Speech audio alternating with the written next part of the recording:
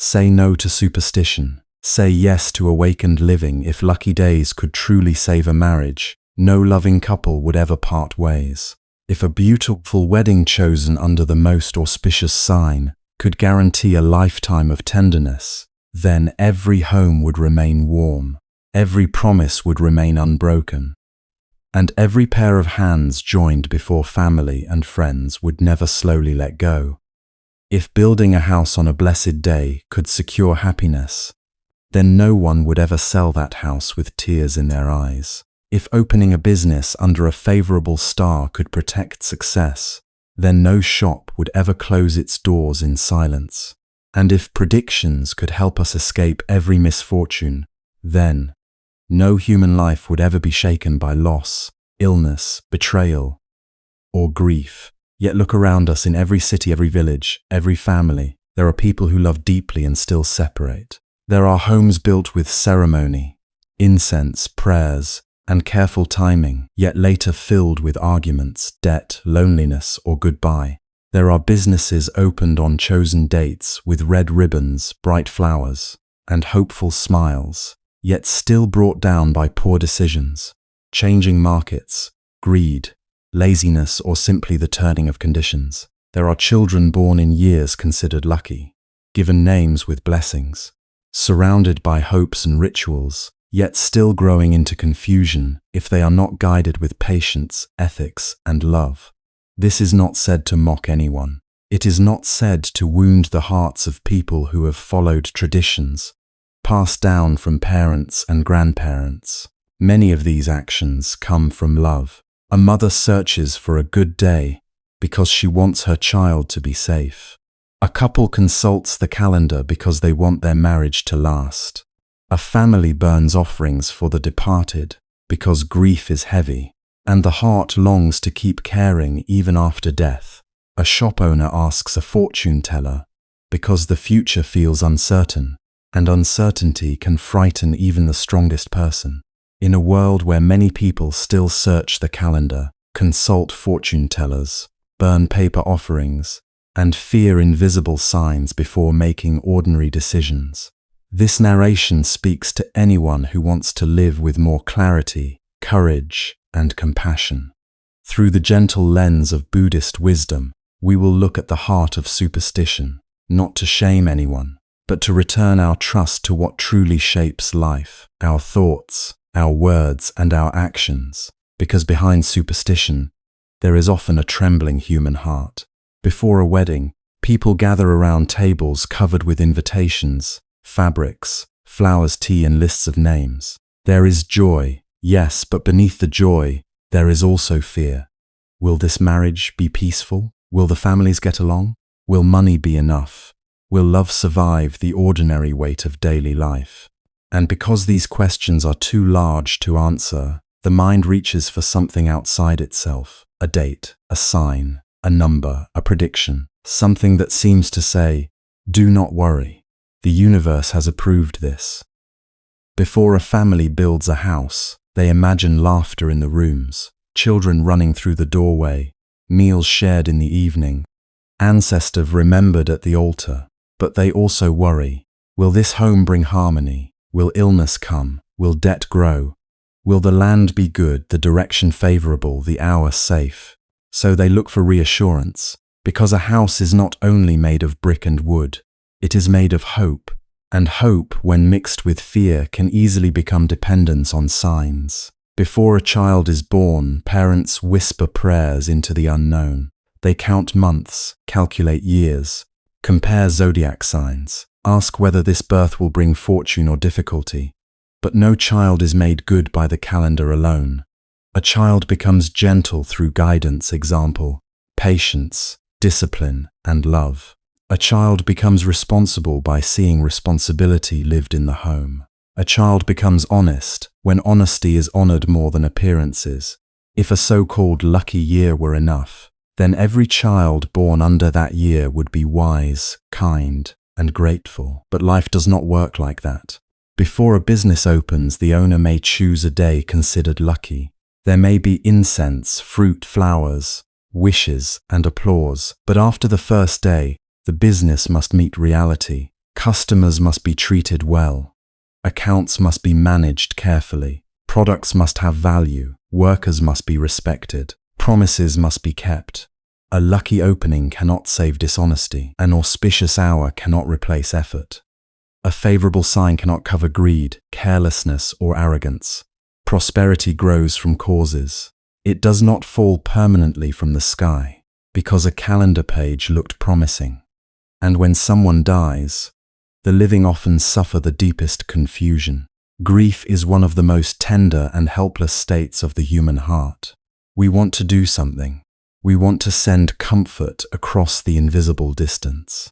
We want to believe our love can still reach them in a form they can receive. So people burn paper money, paper houses, paper cars, paper clothing, imagining that the departed may need these things somewhere beyond this world.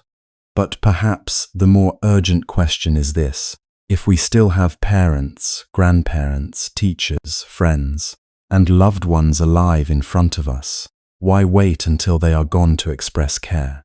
Why spend so much after death, yet withhold tenderness during life? Would it not be better to sit beside them, listen to them, feed them, forgive them, speak gently to them, and serve them while their hands are still warm? This is the doorway we must enter with honesty. Superstition is rarely born from stupidity. It is born from fear, grief, uncertainty, and the deep human desire to control what cannot be controlled. When life feels too wide, we look for a handle to hold. When tomorrow feels dark, we look for a lamp, even if that lamp is only imagined. When the road ahead has no guarantee, we may choose a ritual because it gives us the feeling of safety. And sometimes that feeling is comforting for a moment. But comfort is not always wisdom. There is a difference between tradition and blind dependence. There is a difference between honoring culture and surrendering our peace of mind to fear. Lighting incense with gratitude can be beautiful. Bowing with humility can soften the heart. Remembering ancestors can deepen our sense of responsibility. But when we believe that an object, a date, an omen, or a prediction has more power over our life than our conduct, our speech, our effort, and our compassion, then the mind begins to lose its freedom. And once the mind loses freedom, even ordinary life becomes heavy. A person may hesitate to travel because of a dream. Another may delay a necessary decision because the date is not considered good. A family may blame misfortune on the direction of a door, instead of looking at the anger, disrespect, and lack of communication inside the house. A couple may believe their marriage is cursed, while ignoring the harsh words they speak every day. A business owner may fear bad luck, while refusing to learn, adapt, or act with integrity. Slowly, the person no longer lives from wisdom. They live from anxiety. They do not ask, "What is the right thing to do?" They ask, "What sign should I obey?" This is how fear becomes belief, and belief becomes dependence, and dependence becomes a prison. The Buddha's teaching invites us to look more deeply, not with arrogance, not with a cold heart, but with clear seeing. Life is not flat. Life moves through rise and fall, gain and loss, success and failure, meeting and separation, and praise and... No one escapes these waves completely. No one escapes these waves completely. The famous also age, the loved also lose, the careful face uncertainty. The religious also meet hardship, the kind-hearted also cry. This is not because the universe is cruel, but because all conditioned things are impermanent. Whatever arises depends on causes and conditions. A marriage does not last because the wedding day was lucky. It lasts because two people learn how to listen, forgive, restrain anger, speak truthfully, carry burdens together, and continue choosing kindness when romance becomes ordinary. A home is not peaceful because its foundation was placed at a perfect hour. It is peaceful because the people inside it practice respect, generosity, patience, and responsibility. A business is not stable because its opening ceremony was grand. It is stable because there is diligence, honesty, skill, and the ability to serve others well. A child does not become virtuous because of a birth year. A child becomes virtuous when surrounded by good examples, loving discipline, and moral guidance. This is karma understood simply and deeply. Karma is not a superstition. It is not a mysterious punishment waiting in the clouds. Karma means intentional action. It means that our thoughts, words, and deeds plant seeds. Some seeds ripen quickly. Some ripen slowly. Some are strengthened by repetition. Some are weakened by awareness and change. But nothing wholesome is ever wasted, and nothing harmful is without consequence. If we plant anger every day, we should not be surprised when resbelas grows. If we plant lies, distrust will grow. If we plant laziness, difficulty will grow. If we plant greed, loneliness may grow even in the middle of wealth. But if we plant patience, compassion, discipline, generosity, and truth, then step by step the field of life changes. Maybe not immediately, maybe not dramatically, but quietly, steadily, like rain entering the roots of a tree. To say no to superstition does not mean we become disrespectful. It means we become awake. It means we stop giving our power away to shadows. It means we stop blaming invisible forces for the suffering created by visible actions. It means we stop waiting for lucky days while wasting the days we already have. It means we understand that today is the field and our conduct is the seed. What if, instead of asking whether a day is lucky, we asked whether our heart is honest? What if, instead of fearing a bad omen, we feared the harm caused by an uncontrolled tongue? What if, instead of paying someone to predict our future, we looked carefully at the habits we are repeating right now? What if, instead of burning offerings after someone dies, we practiced love while they are still alive? What if our greatest protection was not a charm, not a date, not a ritual, but a mind trained in goodness? There is a quiet courage in living this way.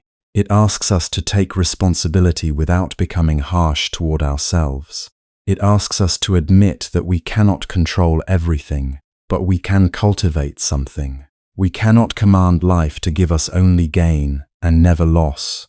We cannot demand that everyone we love stay forever. We cannot force every plan to succeed. We cannot bargain with impermanence. But we can choose how we act. We can choose not to deceive. We can choose not to harm. We can choose to work diligently. We can choose to apologize. We can choose to care for our parents. We can choose to guide our children. We can choose to speak gently. We can choose to create merit through real kindness. Not empty display, the path of awakened living begins here, by returning from fear to awareness. When we understand this, the world does not become magically easy, but it becomes clearer. We no longer need to tremble before every sign. We no longer need to hand our peace to every prediction.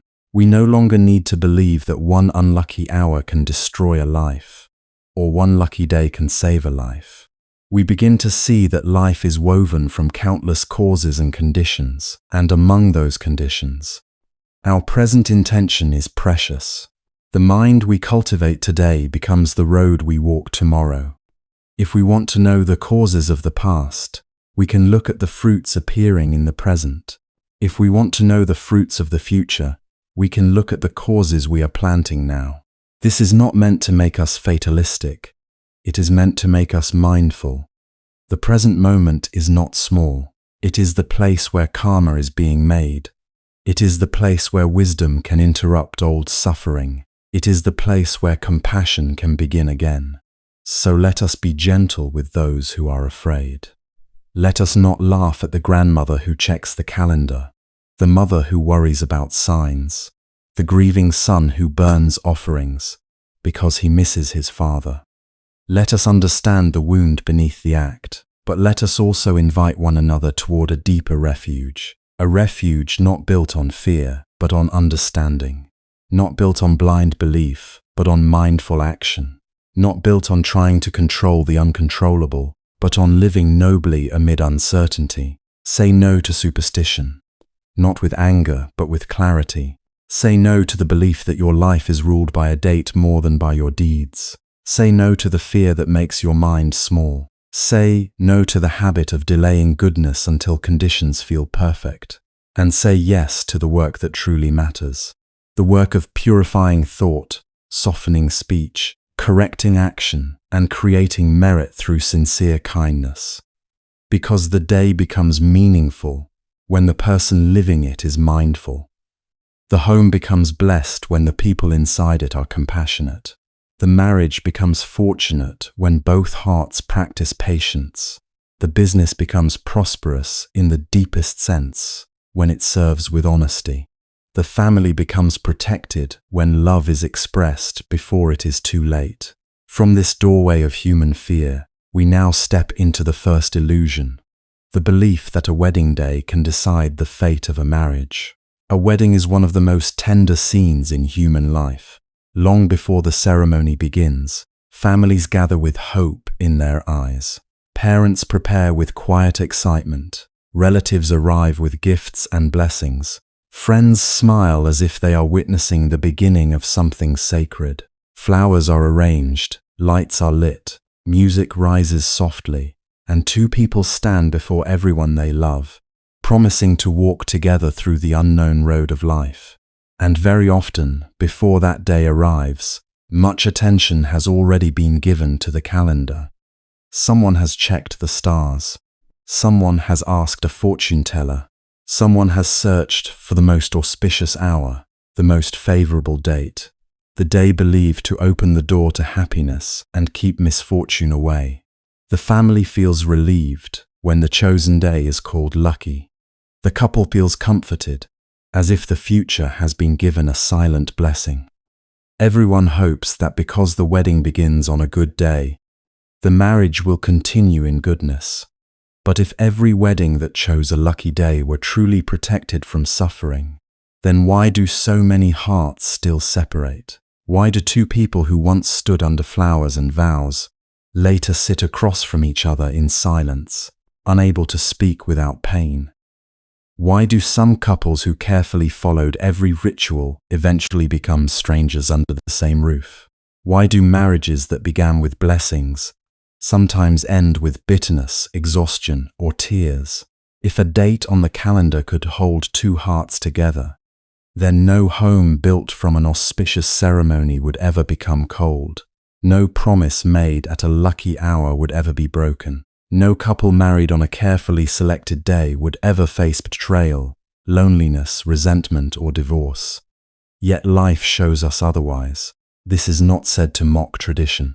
It is not said to look down on families who wish to begin an important day with reverence.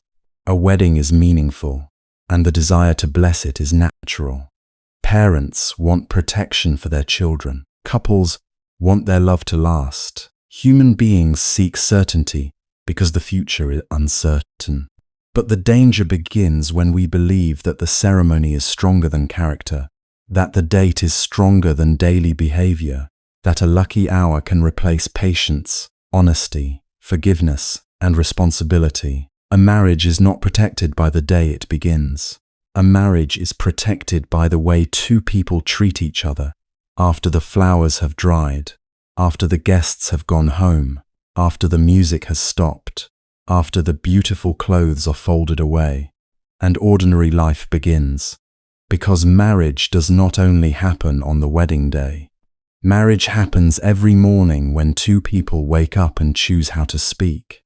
It happens in the kitchen, in the hallway, in the tired moments after work, in the disagreements about money, children, parents, dreams, and disappointments. It happens when one person is hurt and the other chooses whether to listen or defend. It happens when pride rises and the heart must decide whether to be right or to be kind. It happens not once, but thousands of times in small choices that may seem invisible, yet slowly build either trust or distance.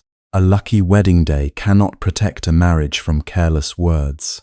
It cannot soften a harsh tongue. It cannot repair the wound caused by contempt. It cannot replace the courage to apologize. It cannot teach someone to listen when they only want to win. It cannot make a selfish person generous, or a dishonest person loyal, or an immature person responsible. The day may be beautiful, but if the actions that follow are unkind, suffering will still grow. In Buddhist understanding, nothing arises without causes. A result does not appear from emptiness. Happiness has causes. Suffering has causes. Harmony has causes. Separation also has causes. This is the teaching of karma, not as punishment, not as superstition, but as the natural law of cause and effect. What we plant, we eventually meet. What we cultivate, we eventually live inside. In a marriage, every word is a seed. Every action is a seed. Every moment of kindness, every sincere apology, every act of loyalty, every effort to understand is a seed of peace. And every insult, every lie, every cold silence used as punishment, every selfish demand, every betrayal of trust is also a seed. A couple may have married on the luckiest day according to every calendar, but if they spend the years planting anger, neglect, and pride, the fruit cannot be sweetness. This is simple, but many people forget it.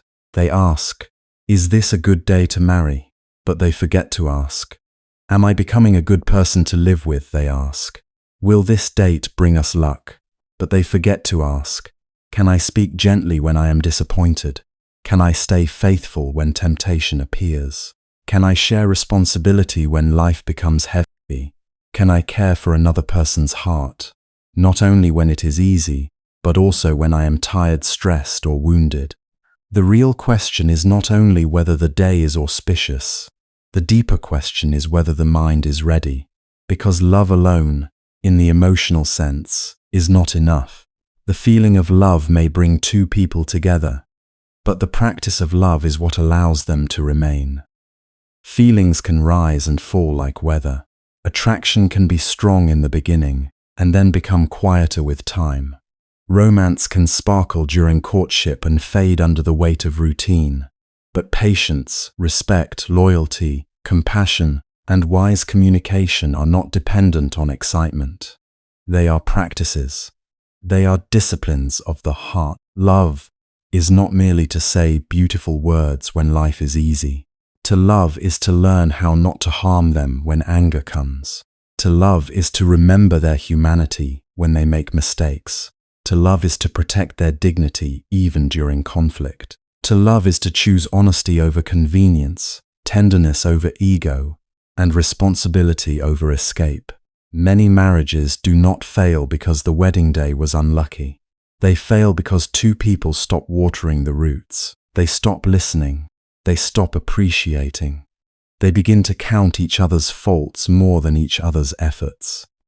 They allow small irritations to become deep resentment. They speak to strangers with politeness, but speak to each other with sharpness. They give their best patience to the outside world and bring home only exhaustion. Slowly, without noticing, they stop being companions and become opponents. And then, when the suffering becomes too great, someone may say, "Perhaps we chose the wrong day," but was it truly the day? Or was it the accumulation of unhealed wounds? Was it the calendar, or the many evenings when one person needed comfort and received indifference? Was it the hour of the ceremony, or the years of criticism, avoidance, dishonesty, and emotional distance? Was it fate written in the stars, or causes planted by human hands? This reflection is not meant to blame. Every relationship is complex, and some separations happen because staying would create more harm. Sometimes walking away is necessary for safety, dignity, or peace. Buddhism does not ask anyone to remain in suffering blindly, but even then, we can still see clearly that the direction of a relationship is shaped less by lucky dates and more by causes created day after day. If two people want a lasting bond, they must become gardeners of that bond. A garden does not stay alive because it was planted on a fortunate day. It stays alive because someone waters it, removes weeds, protects it from neglect, gives it light, gives it care. If the garden is ignored, even the most auspicious planting day cannot prevent it from drying. In the same way, marriage needs daily nourishment. A kind word is water. A patient silence, when silence prevents harm, is water. A sincere apology is water. A hand held during difficulty is water. Shared work is water. Gratitude is water. Listening without interrupting is water. Remembering that your partner is not your enemy is water. The practice of returning, again and again, to compassion is water, and weeds must also be recognized. Pride is a weed. The need to always win is a weed. Comparing your marriage to others is a weed. Bringing old wounds into every new conversation is a weed. Speaking in anger and pretending words leave no scars is a weed. Taking someone's love for granted is a weed. These things may seem small at first, but if left unattended, they grow thick and cover the heart. A wise couple does not depend on luck to remove these weeds. They practice awareness. They notice when anger is rising. They pause before speaking. They learn the difference between expressing pain and attacking character. They do not use love as a weapon, nor silence as revenge. They understand that every conflict is a crossroads. One path deepens separation. The other path deepens understanding. This is awakened living. Not waiting for heaven to protect what we are unwilling to nurture. Not asking a fortune teller to guarantee what our own behavior is damaging. Not believing that rituals can replace virtue. The Buddha's path invites us to look directly at causes. If we want peace, we must create the causes of peace. If we want trust, we must create the causes of trust. If we want love to remain warm, we must create the causes that keep love alive. Imagine a couple standing at the altar. Instead of only asking, "Is this a lucky day?" imagine them asking, "Are we ready to be honest with each other? Are we ready to grow beyond our old habits? Are we ready to apologize when we are wrong? Are we ready to protect each other from our own anger? Are we ready to build a home where kindness is stronger than pride?" Those questions may not sound mystical. They may not impress people who are searching for omens, but they are far more powerful than superstition, because they turn the attention back to where transformation truly begins. The mind, the speech, and the action. A good marriage is not made by fearfully avoiding an unlucky day. It is made by courageously practicing good conduct on difficult days. It is made when two people choose respect, even when they disagree. It is made when they remember that love is not ownership. Love is not control. Love is not forcing another person to become a reflection of your desire. Love, at its highest, is the wish to understand, to support, to protect, and to grow together in wisdom. If we bring mindfulness into marriage, even ordinary days become blessed. The day of paying bills can become sacred if handled with teamwork. The day of illness can become sacred if met with care. The day of disagreement can become sacred if both people choose humility. The day of exhaustion can become sacred if one person says, "I know you are tired, let me help." Blessing is not only something placed upon us from outside. Blessing is something we create through the quality of our presence. This is why superstition can be so dangerous. It moves our attention away from responsibility. It makes us think the key is hidden in the calendar, when it is often hidden in our own habits. It makes us fear the wrong day more than wrong speech. It makes us avoid an unlucky hour while continuing to plant the causes of suffering. But wisdom brings us back. Wisdom says, look here at your conduct. Look here at your intentions. Look here at the way you treat the person beside you. If a marriage is to be fortunate, let it be fortunate because both people practice sincerity. Let it be fortunate because they refuse to humiliate each other. Let it be fortunate because they speak truth without cruelty. Let it be fortunate because they do not allow outsiders, temptations, or ego to poison the bond. Let it be fortunate because they create merit together by caring for parents, raising children with kindness, helping others when they can, forgiving what can be forgiven, and learning from what has caused pain. Then, whether the wedding was held in spring or winter, morning or evening, on a date praised by astrologers or ignored by everyone, the marriage has real protection. Not the protection of superstition, but the protection of wholesome causes, because karma is intimate. It is not far away. It is not only in past lives or future lives. It is in the tone of your voice tonight. It is in the honesty of your message. It is in whether you come home with respect or with contempt. It is in whether you remember to say thank you. It is in whether you turn toward the person who loves you or away from them again and again until the distance becomes too wide. So if one day you attend a wedding, look beyond the flowers, beyond the clothes, beyond the perfect photographs, beyond the chosen date.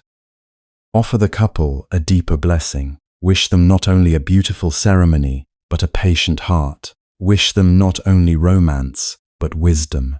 Wish them not only passion, but the strength to communicate. Wish them not only luck, but the daily discipline to create happiness through their own actions. And if you are the one preparing to marry, do not be afraid of the calendar. Be attentive to your character. Do not place all your trust in an auspicious day while neglecting the person who will walk beside you. Prepare not only the intention, the clothing, the music, and the feast. Prepare your mind. Prepare your speech. Prepare your ability to listen. Prepare your humility. Prepare your willingness to change. Ask yourself gently, without fear and without pretending, am I ready to love without being ruled by ego? Am I ready to listen when the truth is uncomfortable? Am I ready to grow instead of blaming? Am I ready to protect this person's heart, not perfectly, but sincerely? Am I ready to become someone who creates peace, not someone who only demands it? These questions are more sacred than any prediction. They do not promise a life without difficulty, because no marriage is free from storms, but they prepare the heart to meet storms with wisdom. And when two people meet difficulty with wisdom, even hardship can become a teacher. Even conflict can become a doorway. Even pain, when handled with honesty and compassion, can deepen understanding. So let us say no to the belief that a lucky wedding day can replace daily virtue. Let us say no to the fear that turns love into a superstition. Let us say no to the illusion that happiness can be secured from outside while we neglect the causes within. And let us say yes to the true work of marriage: kind speech, faithful action, shared responsibility, patience in difficulty, forgiveness where possible, and the constant planting of wholesome seeds. For if every wedding that chose a lucky day were guaranteed happiness, then no one would ever part. But hearts do separate, not because the moon failed them, not because the date betrayed them, but because the causes of harmony were not continually nourished. Once we see that a wedding day cannot replace daily virtue, we can look at another place where people often seek protection from superstition: the home. And so we come to the house, that place people dream of for years, sometimes for a lifetime: a piece of land, a foundation, a roof that can shelter children from rain, parents from old age, and a tired heart from the noise of the world. For many families, building a house is not just a construction project. It is a symbol of success, safety, dignity, and hope. It carries the savings of many years, the sacrifices of many days, and the quiet wish that from this place, life will finally become more stable, more peaceful, more complete. But before the first brick is laid, fear often enters before wisdom does. The family begins to ask, which day should we start? Which direction should the door face? Which hour is safe? Which ceremony must be done so nothing bad happens? They consult this person, then another. One says the land is good. Another says the direction is dangerous. One says this month will bring prosperity. Another warns that if they begin at the wrong time, the family may lose money, fall sick, or face misfortune. And little by little, what began as a joyful step becomes heavy with anxiety. Instead of asking, can we afford this? Are we ready? Will this house serve our real needs? The mind becomes trapped in the fear of invisible punishment. Of course, having respect, gratitude, and a moment of prayer before building is not wrong. To pause for a may act, to remember our ancestors, to wish for safety, to begin with a humble heart, these can be beautiful. The problem begins when reverence turns into superstition, when the date becomes more important than the debt, When the ceremony becomes more important than the character of the people who will live there. When fear replaces mindfulness, a house built with fear in the heart may stand firmly on the ground, but the people inside may still tremble.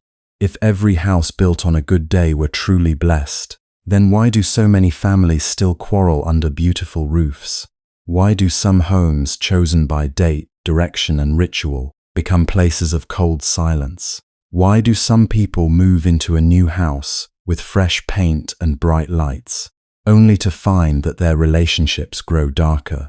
Why are there homes where parents and children barely speak, where husband and wife sleep back to back, where siblings fight over money, where old parents feel like strangers in the very place they helped build? And why do many houses, built after careful calculation of lucky times, later get sold, abandoned, divided, or lost because of debt? The answer is not hidden in the calendar. It is hidden in causes and conditions. A house can be built with wood, stone, brick, steel, glass, and money. But a home is built with understanding, gratitude, patience, gentleness, responsibility, and love. These two things are not the same. A house can be large and still feel empty. A house can be expensive and still be filled with suffering. A house can face the perfect direction and still become a battlefield. If the people inside face each other with anger, pride, and resentment, no auspicious day can soften a cruel tongue. No lucky hour can erase greed. No ritual can replace the daily practice of listening, forgiving, helping, and living with care. We may bless the front door, but if behind that door there is shouting every night, what blessing can remain? We may invite monks, priests, relatives, and guests to chant, pray, and celebrate, but if after they leave the family returns to suspicion, comparison, and selfishness, then the sound of sacred words cannot do the work that each person refuses to do. A peaceful home is not created once. It is created every morning, every meal, every conversation, every time someone chooses not to wound another person just because they are tired or angry. Sometimes people say, "This house has bad luck." But look deeply. Is it truly bad luck, or is it poor planning? Is it the wrong day, or is it the wrong decision made without enough understanding? Some families borrow beyond their ability because they want a house that looks impressive to others.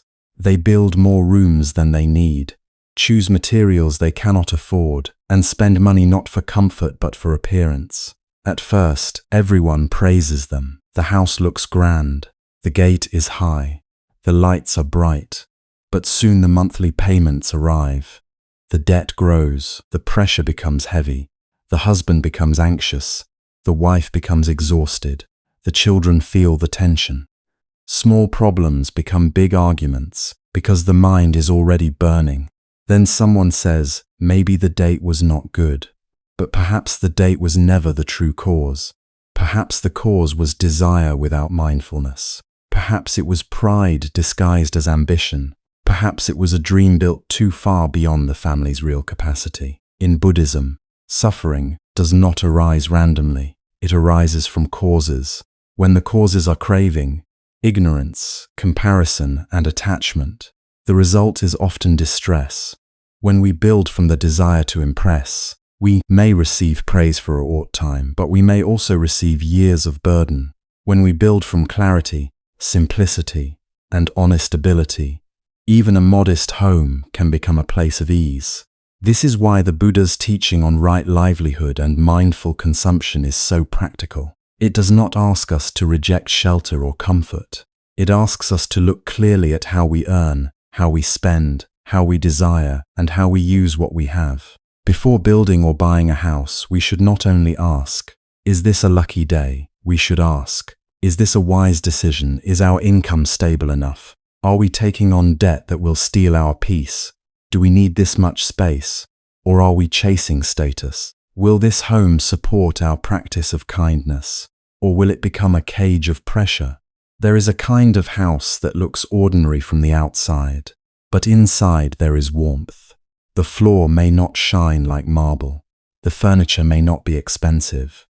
The walls may carry old marks, and the kitchen may be small, but when you enter, you feel something gentle. People greet one another. Children are not afraid to speak. Elders are treated with respect. Meals are simple, but they are shared. When hardship comes, the family discusses it instead of blaming. When money is short, they adjust together instead of turning against each other. That home is fortunate, not because of its direction, not because of the hour it was built, but because wholesome seeds are being planted there every day. And there is another kind of house, large and impressive, where every detail was chosen according to tradition, where the entrance was measured, the date was selected, the ceremony was performed, and the guests admired everything. Yet inside, people live as if they are enemies. One person hoards money. One person carries all the work. One person speaks harshly. One person never listens. The dining table is full, but hearts are hungry. The bedrooms are spacious, but loneliness expands in them. The house may be called lucky, but the people inside do not know how to create happiness. So what is true fortune? True fortune is when the people in a home know how to lower their voices before words become weapons. True fortune is when parents know that providing money is not enough. Children also need presence, guidance, tenderness, and moral example. True fortune is when children grow adults apologize, not just command. True fortune is when a family can discuss finances honestly, without shame, without hiding, without gambling the future for the sake of appearance.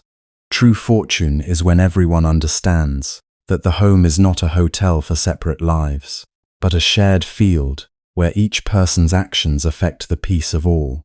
If we want to build a blessed home, we must build blessed habits. Sweep the floor, but also sweep the mind of resentment.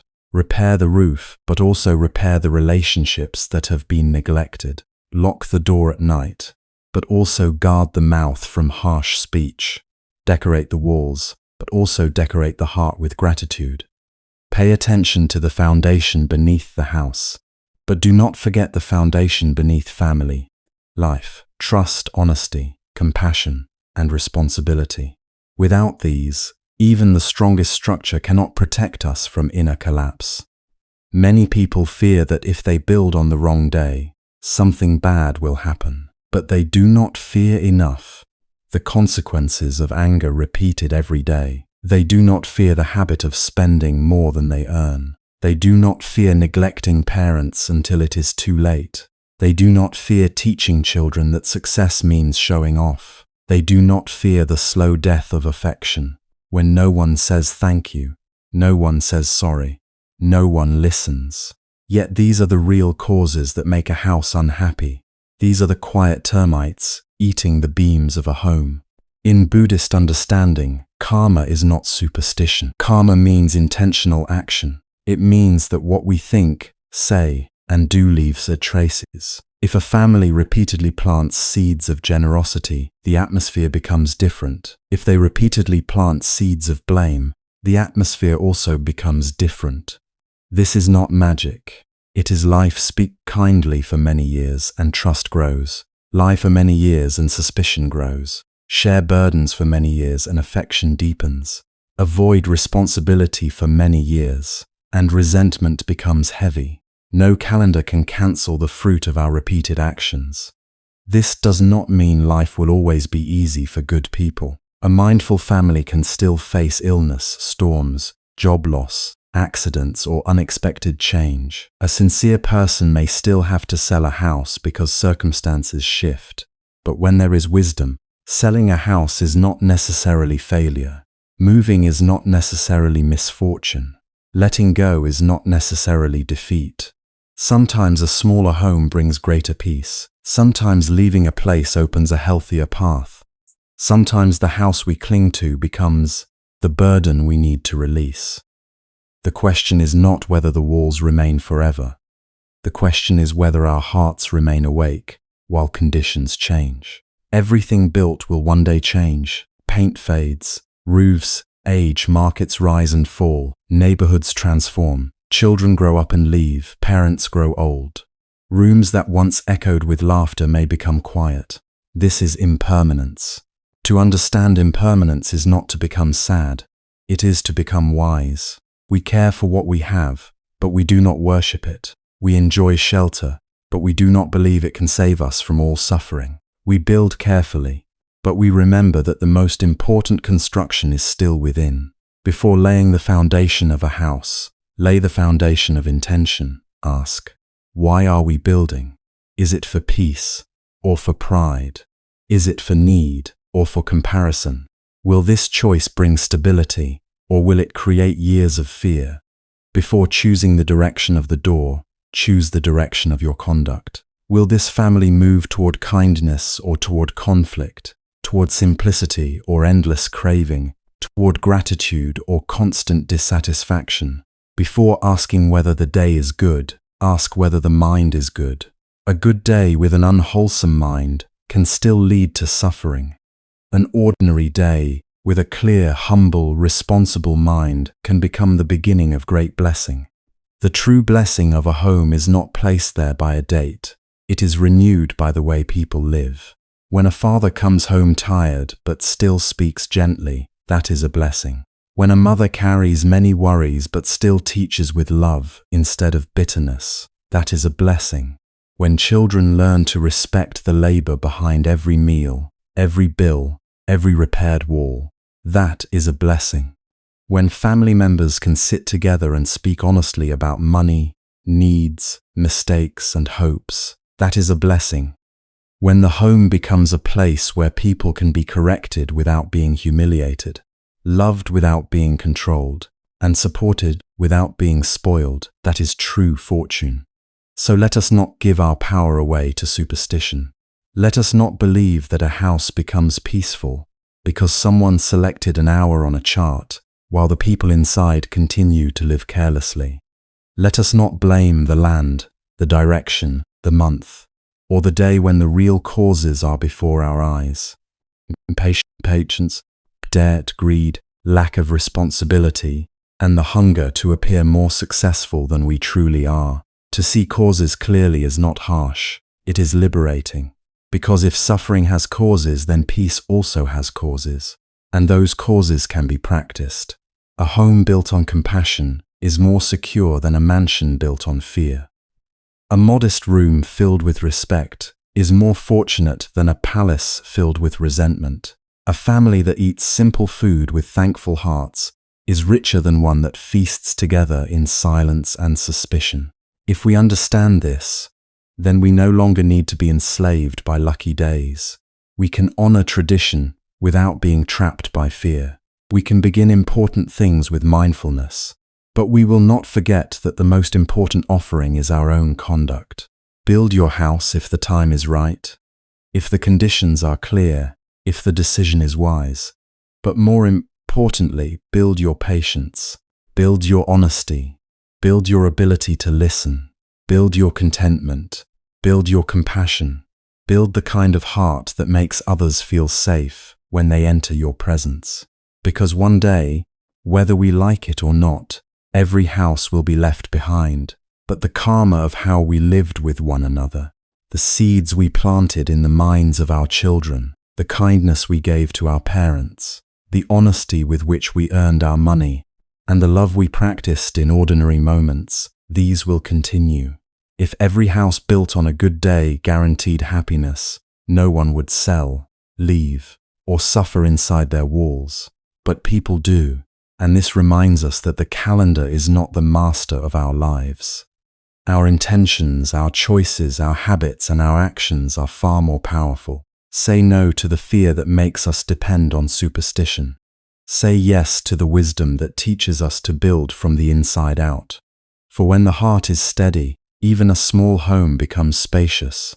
When the mind is grateful, even a simple roof becomes a blessing. And, from the home, our eyes naturally turn outward to the marketplace, to the world of earning, selling, buying, competing, and hoping for success. There too, superstition often whispers promises. It tells people that fortune can be summoned by lucky openings, lucky objects, lucky names, and lucky signs. But just as a house cannot be made peaceful by a date alone, a business cannot be made successful without wisdom, discipline, honesty, and right effort. Walk into almost any new shop on its opening morning, and you will feel the same mixture of excitement and anxiety in the air. The signboard is bright. The flowers are fresh. Red banners hang at the entrance. Friends and relatives arrive with smiles, gifts, and words of blessing. Somewhere near the doorway, incense smoke rises slowly, carrying the hopes of the owner into the open sky. A chosen hour has been marked carefully. Perhaps someone has checked the calendar many times, consulted a master, compared dates, avoided certain days, and waited for the moment believed to be most favorable. Everyone hopes that from this beginning, money will flow smoothly, customers will come steadily, and obstacles will stay far away. There is nothing wrong with wishing well. There is nothing wrong with beginning something, with respect, gratitude, and a sincere heart. A ceremony can remind us to be humble. A prayer can help us gather courage. A beautiful opening can bring people together, create joy, and mark an important step in life. But the problem begins when we believe that the success of a business depends mainly on that chosen date, that particular hour, that ritual, that offering, that symbol of luck. The problem begins when we put our faith in the smoke of incense, but forget to put our effort into the quality of our work. Because if every business that opened on a lucky day became successful, then no shop would ever close its doors, no company would ever go bankrupt, no restaurant would ever sit empty at dinner time, no warehouse would ever be filled with unsold goods, no owner would ever lie awake at night, looking at unpaid bills, wondering how to pay the rent, the workers, the suppliers, and the bank. Yet all around us, we see businesses that began with the perfect day still struggle.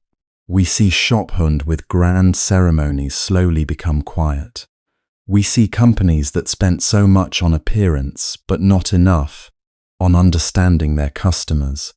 We see owners who asked for fortune from the heavens, but never asked honestly whether their product was useful, whether their price was fair, whether their service was kind, whether their plan was sustainable. This does not mean we should mock people who follow traditions. Many traditions come from a place of hope, fear, love, and the desire to protect one's family. A person starting a business may have borrowed money, used life savings, or carried the expectations of many people. It is natural to feel nervous. It is natural to want reassurance. It is natural to look for a sign that everything will be okay. But the Buddha's teaching invites us to look deeper. It asks us not to stop at signs, but to examine causes. It asks us not to be trapped by superstition, but to understand conditions. When the right causes are present, a business has a chance to grow. When the causes are weak, even a so-called lucky day cannot save it. A business is not a magical box that produces wealth, because it begins under a good star. A business is a living relationship between people. It is the meeting point of needs, trust, effort, skill, timing, and service. Customers come because something is useful to them, or beautiful to them, or meaningful to them, or necessary for their lives. They return because they feel respected. They recommend others because they have received value. They support a business because it has earned their trust. This trust cannot be created by a ritual alone. It is created in the small moments. The honest answer, the fair price, the careful packaging, the patient explanation, the willingness to correct a mistake, the smile that is not fake, the promise that is kept even when nobody is watching. Real prosperity comes from real causes. Useful products matter. Honest service matters. Wise management matters. Understanding customers matters. Financial discipline matters. Persistence matters. Adaptability matters. Fair treatment of workers and partners matters. If a person opens a business selling something people do not need, no lucky hour can force customers to buy. If the quality is poor, no lucky name can hide disappointment forever. If the owner spends more than they earn, no lucky object on the counter can balance the books. If workers are treated badly, no blessing at the entrance can prevent bitterness from spreading inside. If suppliers are cheated, partners manipulated, and customers deceived, then the business may shine for a moment, but beneath the shine, the roots are already sick. Some people mistake noise for success. On opening day, there may be drums, flowers, cameras, guests, speeches, and laughter. But after that day comes the second day, the third day, the long ordinary days when the ceremony is over and the real work begins. The floor must be cleaned, the accounts must be checked, complaints must be handled, products must be improved, staff must be trained, customers must be listened to, decisions must be made carefully. The market changes, competitors appear, costs rise, trends shift. A business that cannot learn will become heavy. A business that cannot adjust will become stiff. A business that cannot serve will become empty. The opening day may attract attention, but only daily conduct can keep trust alive. This is where superstition becomes dangerous, not because lighting incense is harmful in itself, but because relying on superstition can make us careless. It can create the illusion that we have done enough when we have only decorated the surface. A person may spend days choosing the opening date, but only a few hours studying the market. They may pay for rituals, but refuse to pay for proper training. They may ask when to open, but never ask how to serve. They may worry about the direction of the door, but ignore the attitude of the staff. They may fear an unlucky number, but not fear dishonesty, laziness, arrogance, or ignorance. And in that way, superstition becomes a substitute for preparation. It comforts the mind while the foundation remains weak. Imagine a farmer who chooses the most auspicious day to plant seeds. But the seeds are dry and dead. He does not prepare the soil. He does not water the field. He does not protect the young plants. He simply believes the date will do the work. Can he blame the sky when nothing grows? In the same way, a business owner cannot ignore causes and then blame fate. If the foundation is weak, the result will reflect that weakness. If the mind is untrained, the decisions will be unstable. If greed leads, the business will create suffering. If fear leads, the owner will become trapped in endless worry, chasing one charm after another, one prediction after another, one never finding peace. The Buddha taught the law of cause and effect with great clarity. What we sow, we reap. This does not mean life is always simple or instantly fair. Sometimes good people face hardship, sometimes dishonest people seem to rise quickly. Conditions are complex, and the fruit of karma are hewn in many ways and at many times, but still, the principle remains. Our intentions, words, and actions shape the direction of our lives. In business, the karma we create is not only measured by profit, it is measured by how that profit is made, by how many people are harmed or helped, by whether our wealth carries peace or anxiety. Wealth gained through deceit carries a hidden fire. Someone may become rich by lying to customers, cheating workers, avoiding responsibility, or harming society. From the outside, people may admire the success. They may say, "Look, that person has good fortune," but inside there may be fear. Fear of being exposed, fear of losing everything, fear of enemies, fear of punishment, fear of the consequences that silently gather. Such wealth does not allow the heart to rest. It is like food mixed with poison. It may satisfy for a moment, but it creates sickness later. Wealth earned through honest effort is different. It may come slowly. It may require patience. It may not create a grand appearance at first, but it has a clean taste. When a person earns by serving others well, by creating value, by keeping promises, by treating people fairly, that prosperity becomes lighter. It supports the family without poisoning the mind. It allows generosity to grow. It becomes a field where wholesome karma can continue to be planted. The Buddha's path does not reject prosperity. It does not say that poverty is holy or that success is wrong. What the Buddha asks is that prosperity be guided by wisdom, compassion, and integrity. Right livelihood is part of the noble eightfold path for a reason. How we earn a living is not separate from spiritual life. The shop, the office, the factory, the market, the online store, the small family business, all of these can become places of practice. Every transaction can be a chance to practice honesty. Every difficulty can be a chance to practice patience. Every success can be a chance to practice humility. Every conflict can be a chance to practice understanding. If we bring mindfulness into our work, business is no longer merely a way to make money. It becomes a way to train the heart. But if we bring only greed, even success becomes suffering. Greed says, more, and never feels full. Greed makes a person cut corners, exploit others, and sacrifice peace for gain. Greed makes one compare constantly, fear constantly, and chase constantly. When greed rules a business, even profit cannot bring happiness. There is always someone richer, faster, bigger, louder. There is always another target. The mind becomes like a hungry ghost, holding money in its hands but still feeling poor in its heart. Wisdom asks a different question. Not only how can I earn more, but also how can I earn rightly? Not only how can I defeat my competitors, but also how can I serve better? Not only how can I attract luck, but also how can I create causes for trust? These questions are more powerful than any superstition. They bring the owner back to what can actually be cultivated. Skill can be learned. Discipline can be strengthened. Kindness can be practiced. Mistakes can be corrected. Systems can be improved. Relationships can be repaired. These are living costs, not empty hopes. Of course, no business is guaranteed to succeed.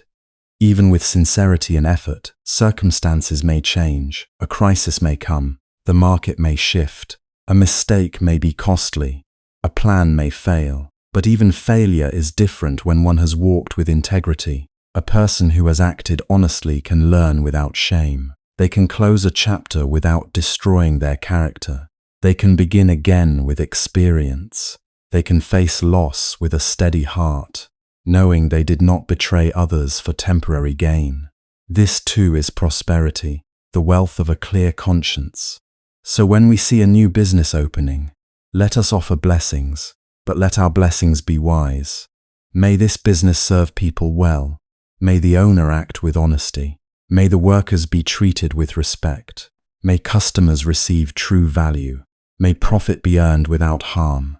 May difficulties be met with courage. May success not create arrogance. May failure not create despair. May this work become a field of good karma. And for those who are beginning something new, do not place your whole future on a date printed on a calendar.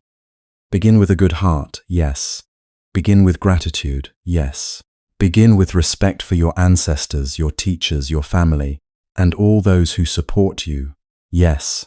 But after the incense burns out, return to the real practice.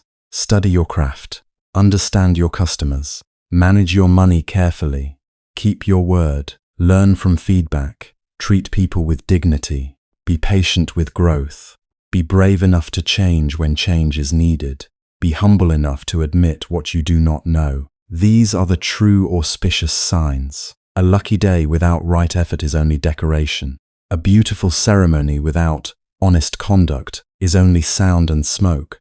But an ordinary day filled with wisdom, discipline, kindness, and perseverance can become the beginning of something truly blessed. The most powerful blessing is not found outside us.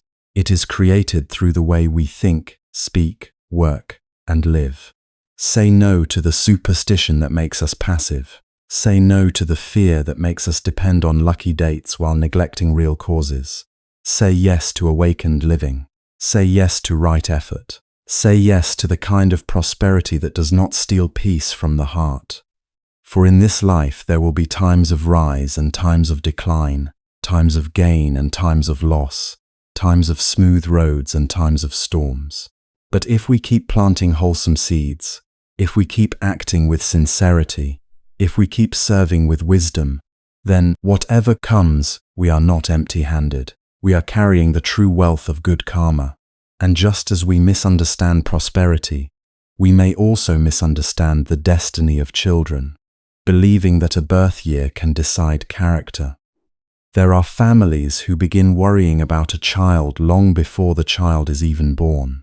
They look at the calendar, the zodiac, the so-called fortunate years, and they wonder, should we have a baby this year or wait until next year? Some hope their child will be born in a year believed to bring intelligence. Some hope for a year that promises wealth, obedience, honor, or success. Some parents feel pressure from grandparents, relatives, neighbors, and society, as if the first gift they must give their child is not love, not protection, not a peaceful home, but the right year of birth. And if we look deeply, we can understand where this comes from. It does not always come from foolishness. Often, it comes from love mixed with fear. Parents want their children to be safe. They want them to suffer less. They want them to grow up healthy, bright, respected, and able to stand firmly in life. A mother carrying a child in her womb naturally hopes for blessings. A father looking at the future naturally worries about hardship. The wish is tender. The intention may be sincere. But when love is guided by superstition, it can slowly lose its wisdom. Because if every child born in a good year became good, then why do some still lose their way? If a lucky birth sign could guarantee kindness, why do some children still grow into anger, addiction, arrogance, or cruelty? If one zodiac year could promise success, why do some still struggle, fail, or feel empty inside? And if a birth year alone could make a child obedient and wise, then parenting would be so simple. We would not need patience. We would not need teaching. We would not need listening.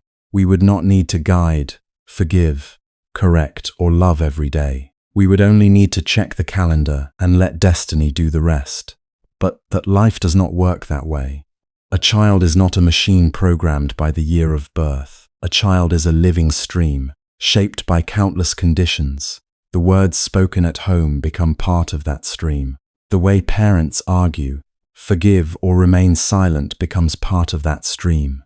The warmth of a mother's hug, the steadiness of a father's presence, the safety of a home where feelings can be expressed, the discipline given without humiliation, the encouragement offered at the right moment, the friendships formed at school, the teachers who inspire, the books that open the mind, the screens that influence the heart, the streets, the community, the culture, the wounds, the joys, the examples seen every day. All of these become conditions that shape a life. So how can one birth year carry all that weight? A so-called lucky year cannot replace a peaceful childhood. It cannot replace a parent who comes home and truly listens. It cannot replace the quiet strength of being told, "I believe in you." When the world feels too heavy, it cannot replace the moral foundation built through daily example. It cannot replace the habit of honesty, taught not through lectures, but through seeing adults speak truthfully, even when truth is inconvenient. It cannot replace the compassion a child learns when they see their parents helping someone weaker.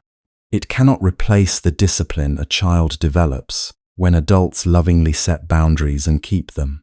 Sometimes, parents put great effort into choosing the year of birth, but far less effort into the years after birth. They may celebrate that the child was born under a fortunate sign, yet forget to ask whether the child is growing up in a fortunate atmosphere. They may believe the child has a bright destiny, yet ignore the loneliness in the child's eyes. They may tell others, "My child was born in a good year," but never notice that the child is afraid to share their pain at home. They may expect success because of fate, while the child quietly struggles with pressure, comparison, shame, or confusion. This is where superstition becomes dangerous. It does not merely offer a harmless belief. It can make us neglect the present moment. It can make us think that what matters most has already been decided somewhere outside our responsibility. Instead of observing the child's mind, we observe omens. Instead of improving the home, we calculate signs. Instead of asking, "What does this child need from me today?" we ask, "Was this child born under a lucky star?" And slowly, without realizing it, we may abandon the very field where real blessings are grown. In the Buddhist way of looking, nothing appears from a single cause, everything arises from many causes and conditions. A flower does not bloom because of one thing alone. It needs soil, sunlight, water, air, space, time, and the hidden strength of the seed. A child is the same. There is the seed of their own karma, yes. There is temperament, sensitivity, energy, and tendencies carried in ways we may not fully understand. But there is also the soil of family. There is the sunlight of love. There is the water of education. There is the air of freedom and trust. There is the fence of discipline that protects the young plant before it can stand strong against the wind. If the soil is dry, if the sunlight is absent, if the water is polluted, can we blame only the seed? If a child grows bitter in a home full of shouting, can we simply say, "It is their fate"? If a child becomes dishonest after watching adults lie, can we say, "It is because of the year they were born"? If a child loses confidence after being compared again and again, can we hide behind destiny? To do so is not wisdom, it is avoidance. Of course, no parent is perfect. No home is without mistake. Many parents themselves carry wounds from the past. They may have been raised with harsh words, fear, poverty, or emotional distance. They may not know how to comfort because no one comforted them. They may not know how to listen because no one listened to them. This is why the message is not to blame parents, but to awaken them, to say, do not give your power away to superstition.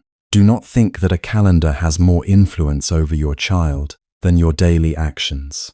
Do not underestimate the strength of one kind word, one honest apology, one patient conversation, one evening spent beside your child when they feel alone. A child may forget many things, but they rarely forget the feeling of home.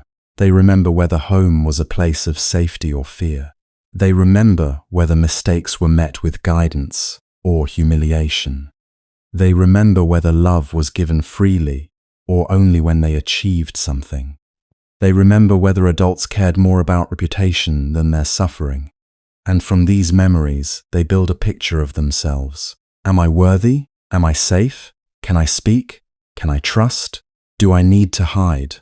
These questions shape a life far more deeply than the name of a zodiac year.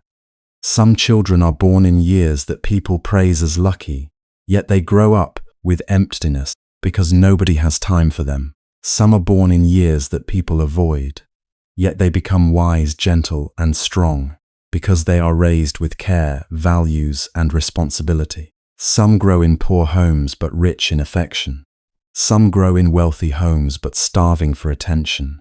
Some have every material comfort but no moral direction. Some have very little, yet receive the priceless inheritance of integrity, gratitude, resilience, and compassion. So we must ask ourselves, what is a truly good year for a child? A good year is not merely the year written on a birth certificate.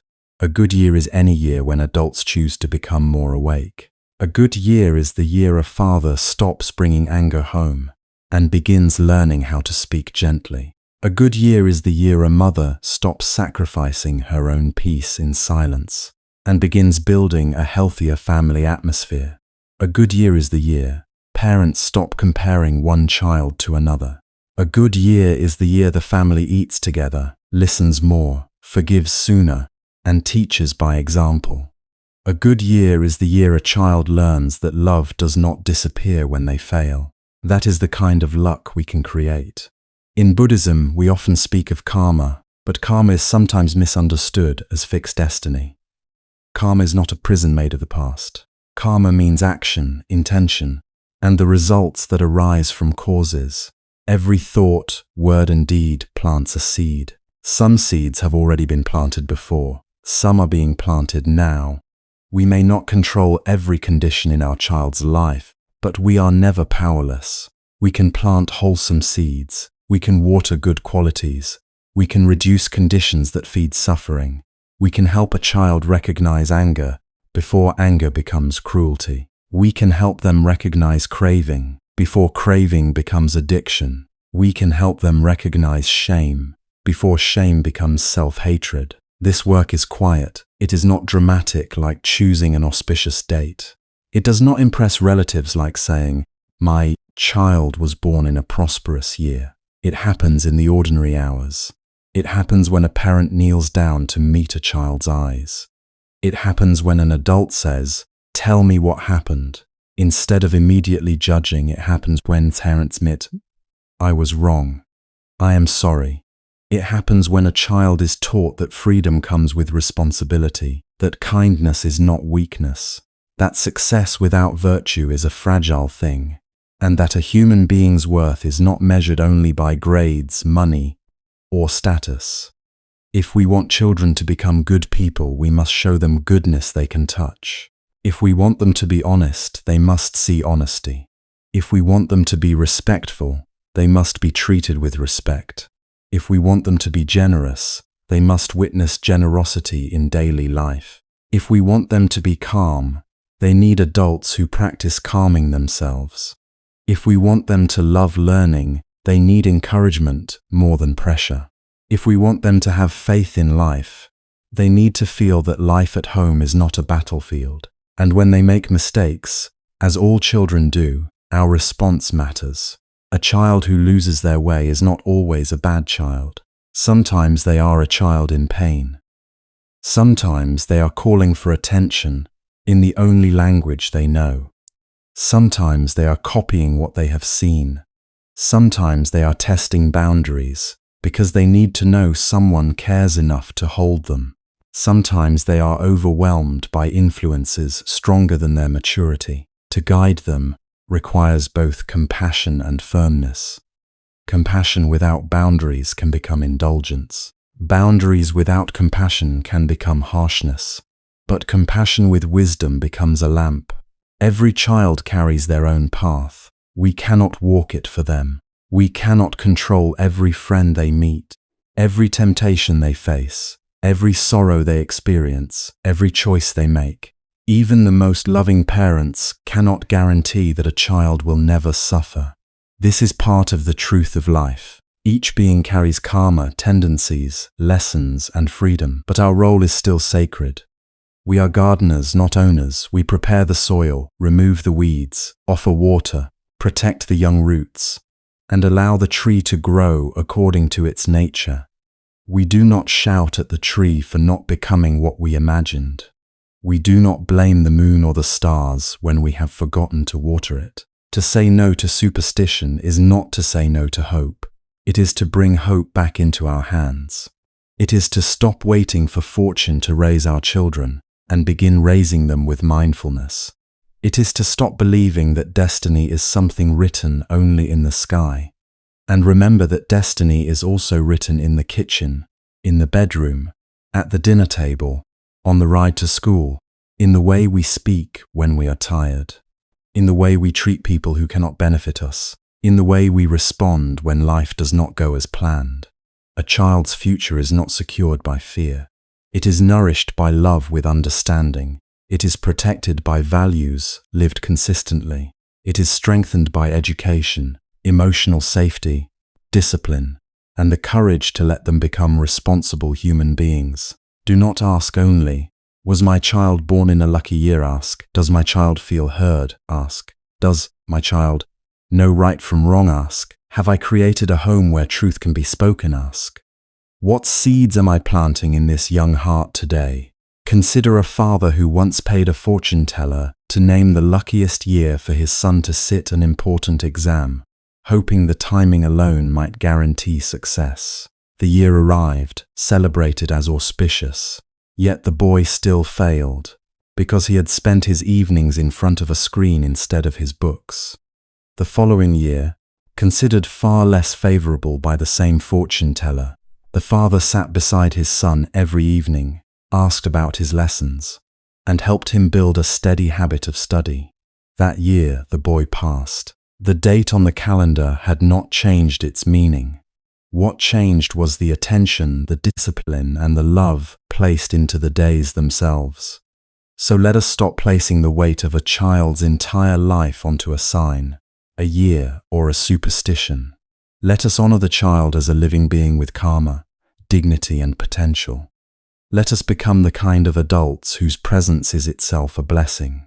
For if we truly wish our children to have a bright future, we should not merely search the calendar for luck.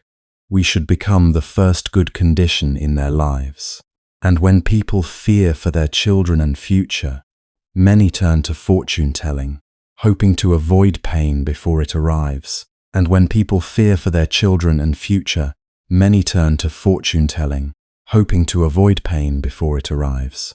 They go because the heart is trembling. They go because life has become too uncertain, too wide, too dark to walk through alone. A mother worries whether her child will pass an exam. A young man wonders if the person he loves will stay. A couple asks if their marriage will be peaceful. A business owner asks whether this year will bring profit or loss.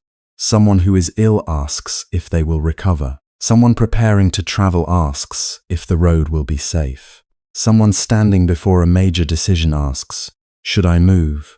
Should I marry? Should I invest? Should I wait? We should not mock this longing. Beneath the visit to the fortune teller is often not foolishness, but fear. Beneath the question about destiny is often a tired heart asking for reassurance. Human beings have always wanted to know what lies ahead, because not knowing can feel like walking through fog. When the future is unclear, the mind imagines danger. When the present is unstable, the heart searches for a voice that sounds certain.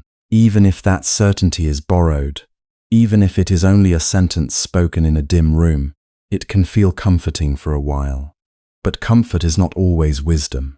A prediction may calm the mind for one evening, but it cannot remove the nature of life. It cannot stop all sickness. It cannot erase aging. It cannot prevent every betrayal. It cannot guarantee that money will stay, that love will not change, that plans will not collapse, that death will not come.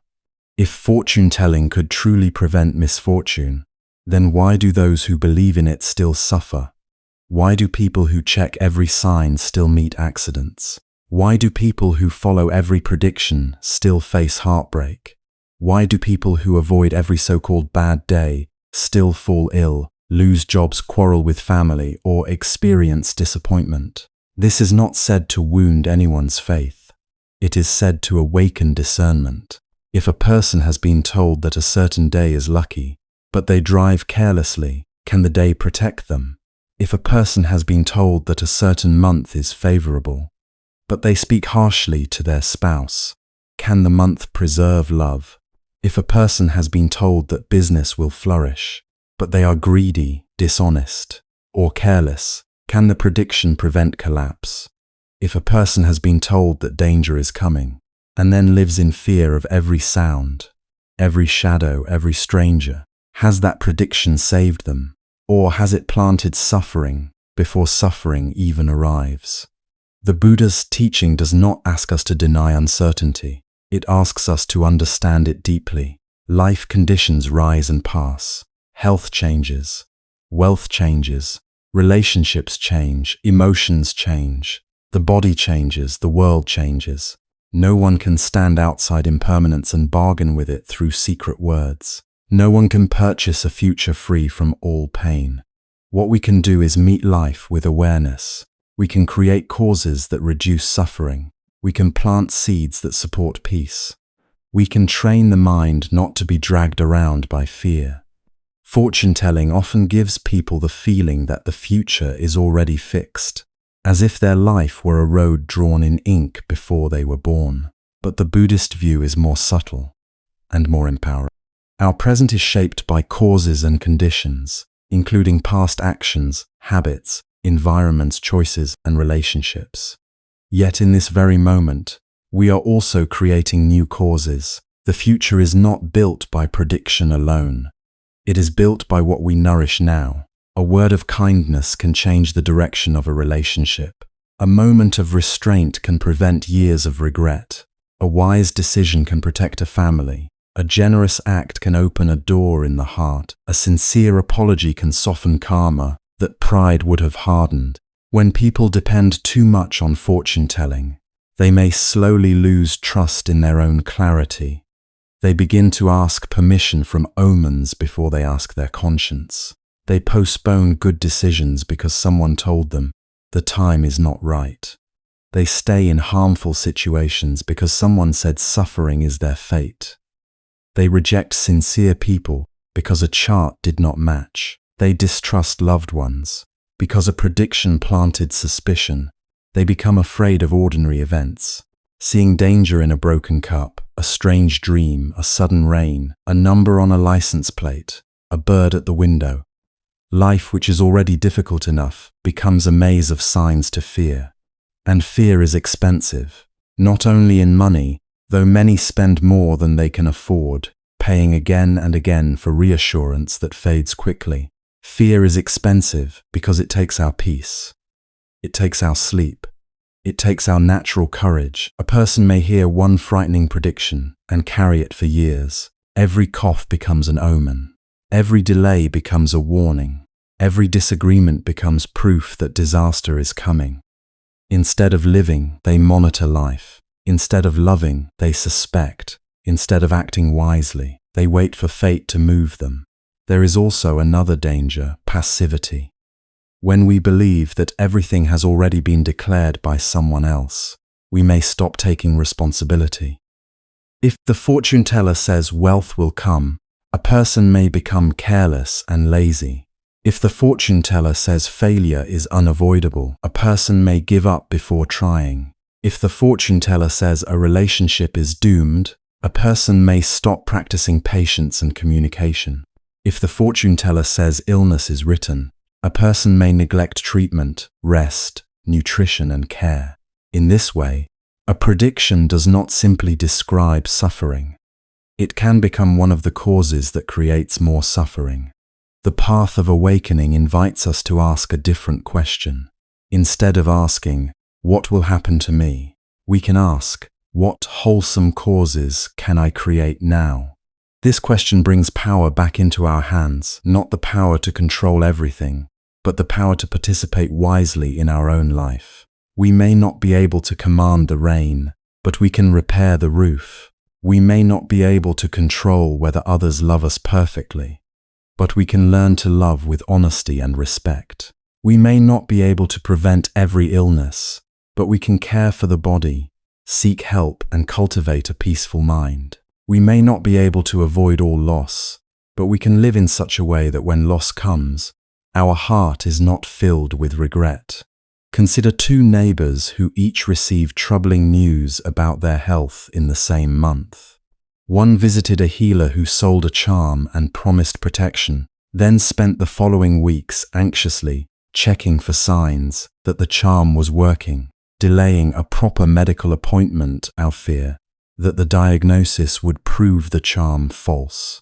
The other went straight to a doctor, followed the treatment plan, adjusted her diet, and asked her family for support.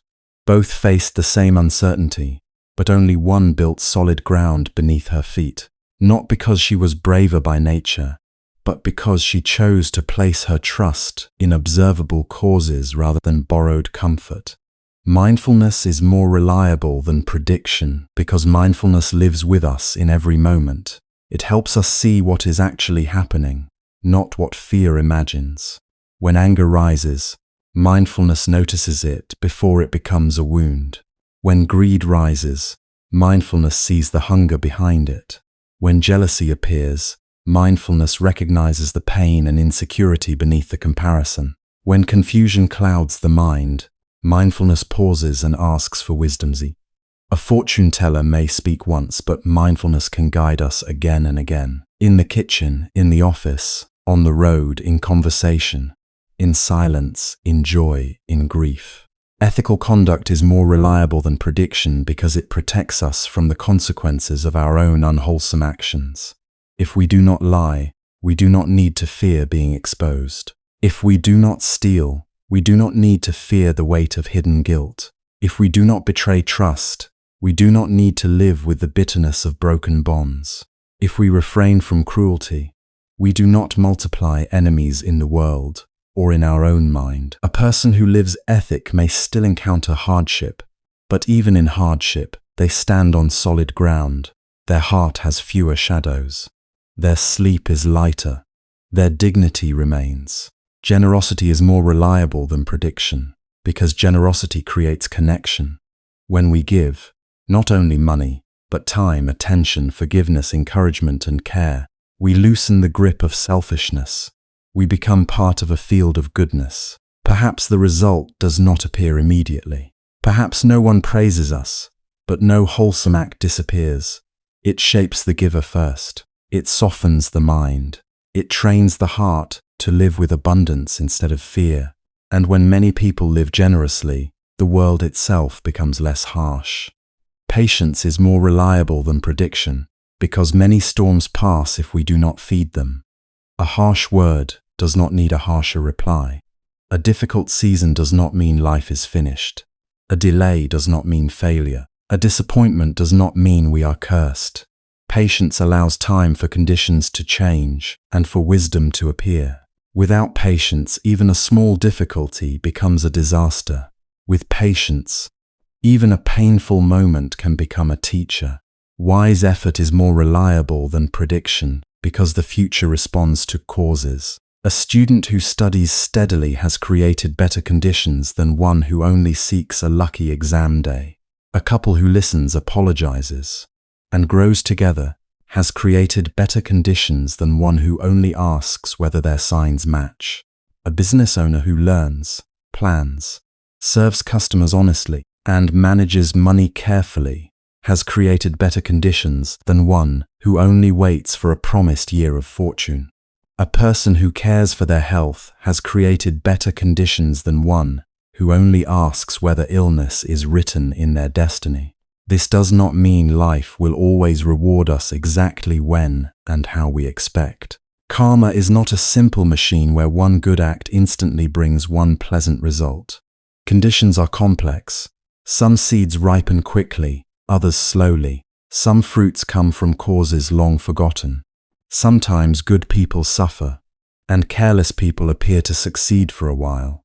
But this complexity is not a reason to abandon goodness. It is a reason to deepen wisdom. If the field is uncertain, then plant even more carefully.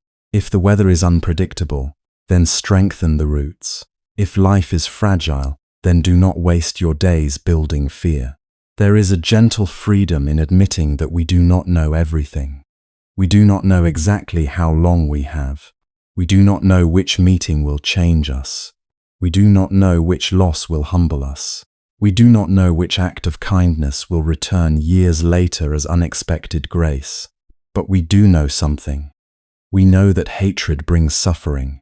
We know that greed makes the heart restless. We know that lying breaks trust. We know that compassion heals. We know that discipline supports growth. We know that gratitude makes ordinary life sacred. These truths do not require a fortune teller. They are visible to anyone willing to look deeply. So when fear asks, "What will happen to me?" let wisdom answer, "What can I do now that is wholesome?" When anxiety asks, "Will I be lucky?" let mindfulness answer, "Am I living carefully?" When superstition asks, "What sign should I follow?" let conscience answer, "Follow the sign of kindness, follow the sign of honesty, follow the sign of patience, follow the sign of responsibility." These are not dramatic signs. They do not need incense smoke or mysterious language. They appear quietly in daily life, in the way we earn money, in the way we treat our parents, in the way we speak to children, in the way we handle anger, in the way we use power when no one is watching. If we truly wish to avoid misfortune, let us avoid the causes of misfortune. Let us avoid reckless behavior, cruel speech, selfish choices, laziness, arrogance, and intoxication of the mind. Let us avoid the habit of blaming destiny while ignoring our own actions. Let us avoid surrendering our precious human life to fear. And if misfortune still comes, as it sometimes will, let us meet it with courage, not confusion. Let us ask, what can be learned? what can be repaired, what can be released, and what can be done next with dignity. The awakened life is not a life without uncertainty. It is a life that no longer worships uncertainty as a master. We bow instead to truth. We bow to cause and effect. We bow to compassion. We bow to the present moment, where every future begins. No prediction can love for us. No omen can practice for us. No fortune teller can purify our speech, soften our heart, or walk the path on our behalf. We must walk it ourselves, step by step, breath by breath, choice by choice. And when we walk this way, we may still not know what tomorrow brings, but we are no longer helpless before tomorrow. We are creating good causes today. We are becoming more awake today. We are reducing harm today. We are increasing goodness today. That is already a blessing greater than any promise of luck. That is the kind of protection that grows from within. And when fear meets grief, another custom often appears: burning offerings for those who have passed away. In many places, when a loved one dies, the family gathers in the courtyard, beside the road, near a small altar, or in front of the home. The air grows heavy with smoke. Paper money is folded and placed into the fire. Paper houses, paper clothes, paper servants, paper cars, paper phones, even paper luxuries are burned with the hope that, somewhere beyond this visible world, the departed person will receive comfort, wealth, shelter, and care. And we should not look at this only with judgment. Behind those flames, there is often grief. Behind the smoke, there are tears that have not yet dried. A son may be thinking, "Mother, I hope you are not cold." A daughter may be whispering, "Father, I hope you have enough." A husband may be standing silently, unable to say what his heart is still carrying. A family may be trying, in the only way they know, to send love across a distance that feels unbearable. Grief always searches for a gesture. When the hands can no longer touch, they want to offer something. When the voice can no longer be heard, it wants to speak through ritual. When the body of the person we love has returned to earth, the mind still looks for a doorway, a bridge, a sign that our love has not become useless. So people burn paper, they pray, they bow. They call the name of the one who has gone. They are really burning is not only paper. They are burning longing, regret, memory, and helplessness. But precisely because love is so sacred, we must ask ourselves gently and honestly, if we still burn offerings for those who have died, would it not be better to care for them sincerely while they are alive? If we can buy paper houses after they pass away, could we not make their real home warmer while they are still here? If we can burn paper money at the grave, could we not offer a real meal, real medicine, real comfort, real patience while their hands can still receive it? If we can stand for hours at a funeral, could we not sit for one quiet afternoon beside them when they are lonely? If we can cry loudly when they are gone, could we not speak softly when they are still listening? A bowl of warm soup placed before an aging mother may be more meaningful than 1,000 stacks of paper burned after her death. A respectful conversation with a tired father may be more precious than an expensive ceremony when he can no longer answer. Taking someone to the doctor, helping them walk slowly down the stairs, calling them on an ordinary evening, listening to the same old story one more time without irritation. These are not small things. These are living offerings. These are offerings that arrive on time. Because love that comes too late becomes regret, and regret is a fire that burns much longer than paper. How many people become generous only when the coffin is already closed? How many spend large sums on funeral rituals, flowers, banners, feasts, and offerings? Yet while the person was alive, they could not give 5 minutes of kindness. How many children kneel and cry before a portrait? But when their parents were still breathing, they spoke with annoyance, impatience, or distance. How many families gather beautifully after death, but could not gather peacefully during life? This is a painful truth, but it is a necessary truth. Sometimes we are more willing to perform love than to practice love. Performance is public. Practice is private. Performance can be completed in a few days. Practice requires humility every day. Performance receives praise from others. Practice asks us to soften our ego when nobody is watching. It is easy to invite guests to a memorial meal. It is harder to forgive an old wound. It is easy to bow before an altar. It is harder to bow before the humanity of the person beside us. A person may spend generously on paper offerings, but refuse to spend time with their parents. Another may organize grand ceremonies, but cannot offer a sincere apology. Someone may carefully follow every funeral custom, but still carry anger, greed, and harsh speech in daily life. If ritual does not awaken the heart, then ritual becomes only movement without transformation. It may comfort the mind for a moment, but it does not heal the roots of suffering. The Buddha's teaching invites us to look deeper. It does not ask us to become cold toward tradition. It asks us to become awake. It asks us to see what truly helps, what truly brings peace, what truly creates merit, and what merely calms fear for a short while. In Buddhism, the deepest offering is not measured by smoke rising into the sky. It is measured by the purity of intention, the goodness of action, and the transformation of the heart. If we want to honor those who have passed away, we can do so through wholesome deeds. We can give to the poor in their name. We can support someone who is sick, hungry, abandoned, or afraid. We can release resentment in their memory. We can chant with sincerity, not as a transaction, but as a way of calming the mind and cultivating compassion. We can dedicate merit to them, wishing that any goodness born from our actions may bring peace and benefit wherever it can. We can live nobly, so that their life continues through our kindness. This is a beautiful form of remembrance, not smoke, but compassion, not paper wealth, but real generosity, not fear, but wisdom, not superstition, but awakened gratitude. Imagine a mother who has passed away.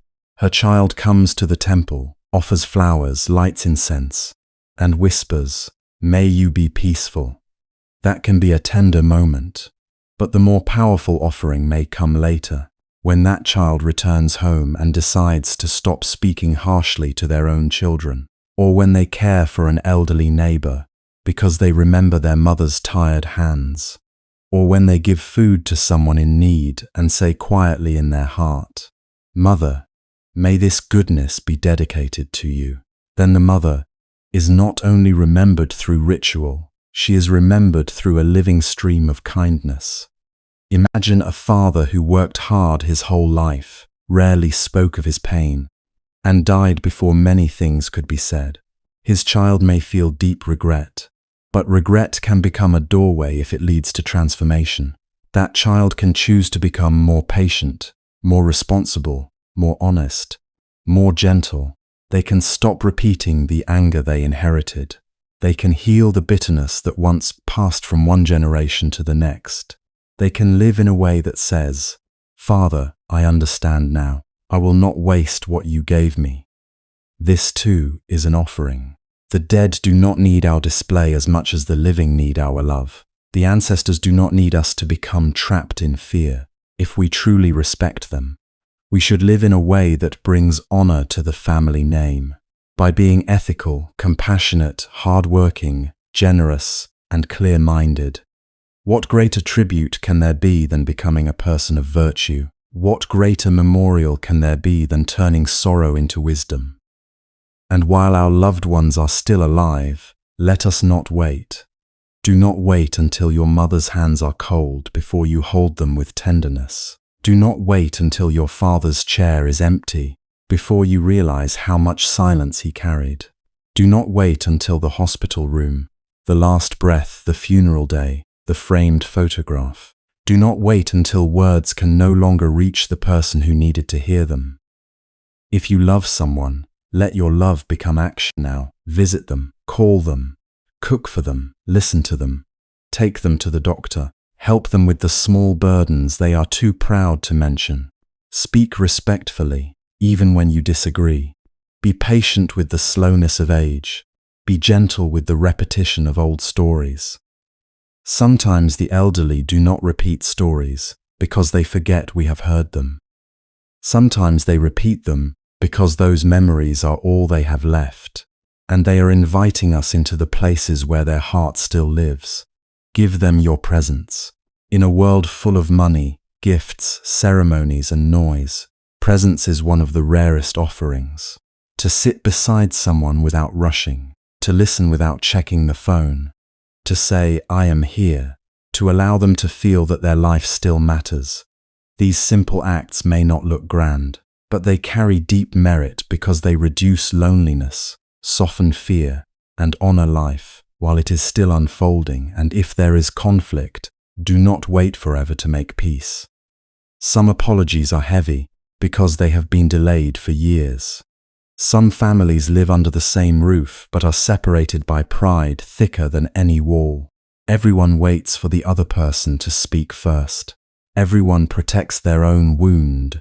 Then time comes, death comes, and suddenly the words, "I'm sorry," "I understand," "I love you" become painfully simple and impossibly late. A sincere apology, given while someone is alive, is a sacred offering. Forgiveness given before the final goodbye is a sacred offering. A humble conversation that ends years of coldness is a sacred offering. These things do not require an auspicious date. They do not require a fortune teller. They do not require the permission of the stars. They require courage. They require a heart willing to bow. In the Buddhist path, merit is not magic. Merit is not a coin we throw into the universe to buy protection. Merit is the natural fragrance of wholesome action. When we give, the heart becomes less selfish. When we speak kindly, the world becomes less harsh. When we care for our parents, our gratitude becomes real. When we help the suffering, compassion grows stronger. When we live honestly, the mind becomes lighter. This is merit. This is blessing. This is a protection that arises from cause and effect. So if we wish to create blessings for our loved ones, both living and dead, let us create good causes. Let us feed someone who is hungry. Let us comfort someone who is grieving. Let us support the sick. Let us refrain from cruel speech. Let us stop harming others for profit. Let us practice generosity without needing applause. Let us dedicate our wholesome actions to those who came before us. In this way, remembrance becomes a path, not a superstition. There is nothing wrong with remembering the dead. There is nothing wrong with bowing before the memory of those who gave us life, love, and sacrifice.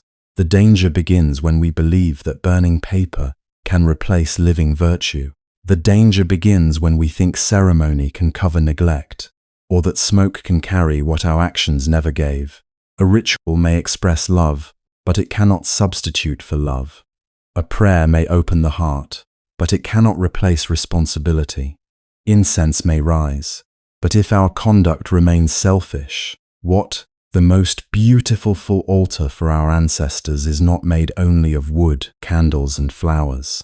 It is made of our daily conduct. Every honest word is a candle. Every generous act is an offering. Every moment of patience with family is a flower. Every time we choose compassion over anger, we are continuing the best part of those who came before us. We are saying, through our life, your sacrifices were not wasted. I will carry them forward as goodness. And perhaps one day, when we ourselves become old, we will not need our children to burn many things for us after we are gone. Perhaps what we will truly want is simple, that they live kindly, that they do not fight over possessions, that they care for one another, that they remember us without fear, and that they become good people. Perhaps the dead, if they could speak, would not ask for paper mansions. Perhaps they would say, do not waste your life in regret. Love each other now. Do good now. Be awake now. So let us honor tradition with wisdom, not blind fear. Let us remember our loved ones with gratitude, but let that gratitude become action. If someone has died, dedicate good deeds to them. If someone is still alive, care for them before it is too late. Do not save your tenderness for the funeral. Do not reserve your generosity for the memorial table. Do not wait for separation to discover the value of presence, because life is fragile. The person we ignore today may become the person we miss tomorrow. The voice we find annoying today may become the voice we long to hear again. The ordinary meal, the ordinary visit, the ordinary conversation may one day become a memory more precious than gold. When we understand this, we stop postponing love. Say no to superstition, not by becoming hard, but by becoming more deeply human. Say no to empty ritual, not by disrespecting the past, but by bringing wisdom into the present. Say yes to gratitude while the heart can still feel it, while the hands can still hold, while the eyes can still meet, while the words can still be heard. The offering that matters most is not what burns after death. It is what we give before goodbye. It is the meal served with care, the medicine bought with love, the time given without resentment, the apology spoken with humility, the forgiveness offered before the final breath, the life lived with virtue in memory of those who are gone. And to understand why these living actions matter more than any ritual performed in fear, we must look clearly at the law of cause and effect. When we speak of cause and effect, many people immediately think of something far away, something mystical, something hidden behind the curtain of life. They imagine karma as an invisible judge sitting somewhere above the clouds, recording every mistake, preparing rewards and punishments in a way we cannot understand. But the Buddha's teaching on karma was not meant to frighten us, it was meant to wake us up. Karma is not a superstition. Karma is not a curse. Karma is not a fixed sentence written on the forehead before we were born. Karma, in its living meaning, is intentional action. It is what we do with our body, what we say with our speech, and what we cultivate in our mind. Every thought, every word, every deed is like a seed placed into the soil of life. Some seeds grow quickly, some take a long time, some are strengthened by conditions around them, some are weakened when we change our way of living. But nothing wholesome is ever wasted, and nothing harmful is without consequence. This is why the teaching says, what seed we plant, that fruit we harvest. If we plant seeds of anger every day, we should not be surprised when the atmosphere around us becomes heavy. If our words are always sharp, if our face is always tense, if our heart is always ready to blame, then slowly, people step back. They may still live in the same house, work in the same office, sit at a table, but inwardly, distance grows. That distance is not created by fate alone. It is watered by repeated speech, repeated attitude, repeated habits.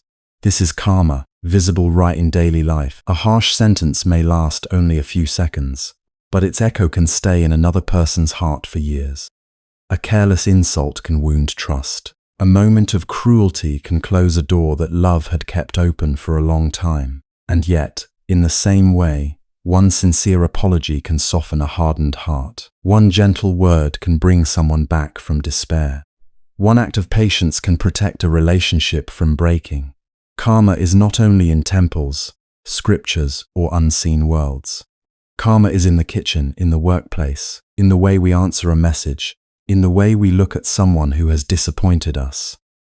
When a person works honestly, the fruit may not appear immediately as wealth or applause. Sometimes honest people still struggle.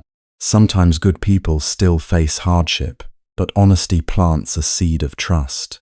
And trust is a treasure that money cannot quickly buy. A person who keeps their word, who does not cheat, who does not betray others for small gain, slowly becomes someone others can rely on. That reliability becomes a path. It opens doors. It builds dignity. Even when life is difficult, such a person can sleep with a lighter heart because they are not haunted by the fear of being exposed. This too is karma. When a person gives generously, they may not become rich the next morning. The universe may not send them a golden reward just because they helped someone. But generosity changes the heart of the giver. It loosens the tight fist of greed. It reminds us that life is not only about taking and storing. It creates connection. It gives warmth to the receiver and spaciousness to the giver. A generous person may still have problems, but they do not live like a locked room. Their heart has windows. Light can enter, people can enter. And when a person lives lazily, avoiding responsibility again and again, the fruit also appears naturally. Work piles up, opportunities pass by, skills remain undeveloped, others lose confidence, the body becomes dull, the mind becomes restless, and life becomes more difficult than it needs to be. This is not because some spirit is angry. This is not because the calendar was unlucky. It is because repeated avoidance becomes a cause, and difficulty becomes its result. In the same way, compassion is not only a beautiful idea. Compassion is a seed that transforms both sides. When we see someone suffering and respond with care, we reduce their loneliness, but we also reduce the cruelty within ourselves. We train the mind not to turn away. We train the heart to remain human. A compassionate action may seem small from the outside, but it creates peace. It teaches the mind, I do not have to live only for myself. That understanding is already a kind of freedom. So karma is not something we need to fear as a mystery. It is something we can observe. Look closely at life, and we can see patterns. A family that speaks with respect creates a different atmosphere from a family that lives in shouting. A business built on trust creates a different future from a business built on lies. A mind trained in gratitude tastes life differently from a mind trained in complaint. A person who feeds resentment every day experiences the world differently from a person who practices forgiveness. The world may be the same, but the inner world is not the same. Still, we must be very careful. To understand karma does not mean we blame victims. It does not mean when someone suffers, we point at them and say, "This is your karma," with a cold heart. That is not wisdom. That is cruelty wearing religious clothing. Life is complex. Suffering comes from many causes and conditions. There are social causes, family causes, health causes, environmental causes, and countless conditions we may never fully see. A child born into poverty did not choose poverty in any simple way. A person struck by disaster should not be judged by outsiders. A sick person should not be told that their illness is simply punishment. The teaching of karma is not a weapon to accuse others. It is a mirror to examine ourselves. When someone is suffering, our first response should be compassion, not explanation. We do not need to solve the universe before offering a hand. We do not need to understand every cause before giving comfort. If a house is burning, we do not stand outside debating the moral history of the owner. We bring water, we help them out. We protect life. That is good karma in the present moment. Karma teaches responsibility, not fatalism. Fatalism says, everything is already decided, so I cannot change anything. Many causes have brought me here, but what I do now still matters. This difference is very important. If we misunderstand karma, we may become passive.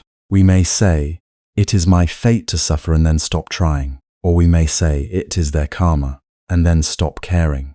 But the true teaching calls us to wake up, to choose carefully, to plant better seeds from this moment forward. The past may have shaped our present, but it does not need to imprison our future. A person who has lived in anger can begin practicing patience. A person who has lied can begin telling the truth. A person who has wasted time can begin working sincerely. A person who has harmed others can begin repairing what can be repaired. Not everything can be changed immediately, and not every wound heals overnight. But every wholesome step changes the direction of the path. Imagine a field that has been neglected for years. Weeds have grown. The soil is dry. Stones are everywhere. If we look at that field and say, this is my destiny, nothing will improve. But if we begin removing one stone, pulling one weed, watering one corner, planting one good seed, then the field has already begun to change. The harvest may take time, but the direction is different. Karma is like that. It invites effort. It gives dignity to effort. It tells us that even small actions matter. This is why superstition is so dangerous. Superstition teaches us to put power outside ourselves. It tells us that a chosen date can replace preparation, that a fortune teller can replace wisdom, that an offering made in fear can replace love, that a ritual can erase the consequences of careless living. It makes us dependent. It makes us anxious. It makes us look for signs everywhere except in our own behavior. If we plant superstition and fear, what fruit do we harvest? We harvest dependence. We harvest confusion. We harvest a mind that cannot make decisions without asking whether the stars approve, whether the day is lucky, whether some unseen force is offended. We begin to doubt our own conscience. We stop asking, is this action kind? Is it honest? Is it wise? And instead we ask, is this hour favorable? Is this number lucky? Is this direction safe? But if we plant wisdom and kindness, what fruit do we harvest? We harvest inner freedom. We become less easily shaken by rumors. We become less controlled by fear. We learn to look at causes honestly. If a marriage is suffering, we do not only blame the wedding date, we ask, have we listened to each other? Have we respected each other? Have we learned to apologize? Have we protected trust? If a business fails, we do not only blame an unlucky opening day. We ask, did we prepare well? Did we serve people honestly? Did we manage resources carefully? Did greed or pride blind us? If a child goes astray, we do not only blame the birth year. We ask, what values were taught? What love was given? What example was shown? What pain was ignored? These questions may be uncomfortable, but they bring us back to reality, and reality, when seen clearly, is not our enemy. Reality is the ground where transformation becomes possible. To say no to superstition is not to deny mystery. Life is vast. There are many things we do not understand. There are conditions beyond our control. There are storms we did not create, and losses we could not prevent. But acknowledging mystery is different from surrendering our intelligence to fear. We can be humble before the unknown without becoming enslaved by superstition. We can respect tradition without following practices that weaken responsibility. We can honor the spiritual path without turning it into bargaining. The Buddha did not teach us to become helpless before fate. He taught us to observe, to see clearly, to understand suffering and its causes, to cultivate the causes of peace, to abandon the causes of harm. This is a very practical path. It begins not in the clouds, but in the next breath, in the next word, in the next choice. Is this true? Is this necessary? Is this kind? Before acting, we can ask, will this bring harm? Before believing, we can ask, does this belief make me wiser, freer, more compassionate, or does it make me fearful and dependent? These questions are seeds. If we ask them sincerely, our life begins to change. Sometimes the fruit of karma is immediate. We speak gently, and the room softens. We help someone, and our own heart feels lighter. We tell the truth, and even if the situation is hard, there is a clean strength inside us. Other times, the fruit comes slowly. Years of discipline become ability. Years of kindness become deep relationships. Years of mindfulness become calm in moments where others panic. We may not notice the tree growing day by day, but one day we find ourselves resting in its shade. Likewise, harmful seeds may not bear fruit immediately. A lie may seem to succeed for a while. Greed may appear profitable. Cruelty may look powerful, but seeds do not disappear just because the fruit is delayed. A person who builds life on deception must keep covering one lie with another. A person who gains through harm loses peace. A person who feeds hatred becomes the first prisoner of that hatred. Even when the world praises them, their inner life may be burning. That is why we should not be too impressed by quick success, and not too discouraged by slow goodness. Karma asks us to look deeper than the surface. It asks us to trust the dignity of wholesome action, even when the results are not immediate. It asks us to keep planting what is good, not because someone is watching from above with a reward, but because goodness itself shapes the heart, and the shaped heart shapes the life. In daily living, karma is a quiet teacher. It does not shout, it does not threaten. It simply shows us that nothing stands alone. A cup of water becomes clear when the mud settles. A relationship becomes peaceful when pride settles. A mind becomes bright when greed, hatred, and delusion are not constantly stirred. Every day we are either stirring the mud or allowing clarity to return. So if we want a more peaceful life, we begin by creating peaceful causes. If we want to be trusted, we practice trustworthiness. If we want love, we practice loving conduct. If we want wisdom, we stop feeding foolishness. If we want freedom, we stop handing our life over to fear. This does not mean life will always go our way. It does not mean good people never suffer. It does not mean one kind act will cancel all difficulty. But it means that in a world of changing conditions, our intentions still matter. Our choices still matter. Our effort still matters. We are not powerless. We are gardeners of the present, and the present is the only place where new seeds can be planted. So let us return to the simple teaching. What we sow, we reap. If we sow fear, we reap anxiety. If we sow superstition, we reap dependence. If we sow anger, we reap distance. If we sow dishonesty, we reap mistrust. But if we sow kindness, we reap connection.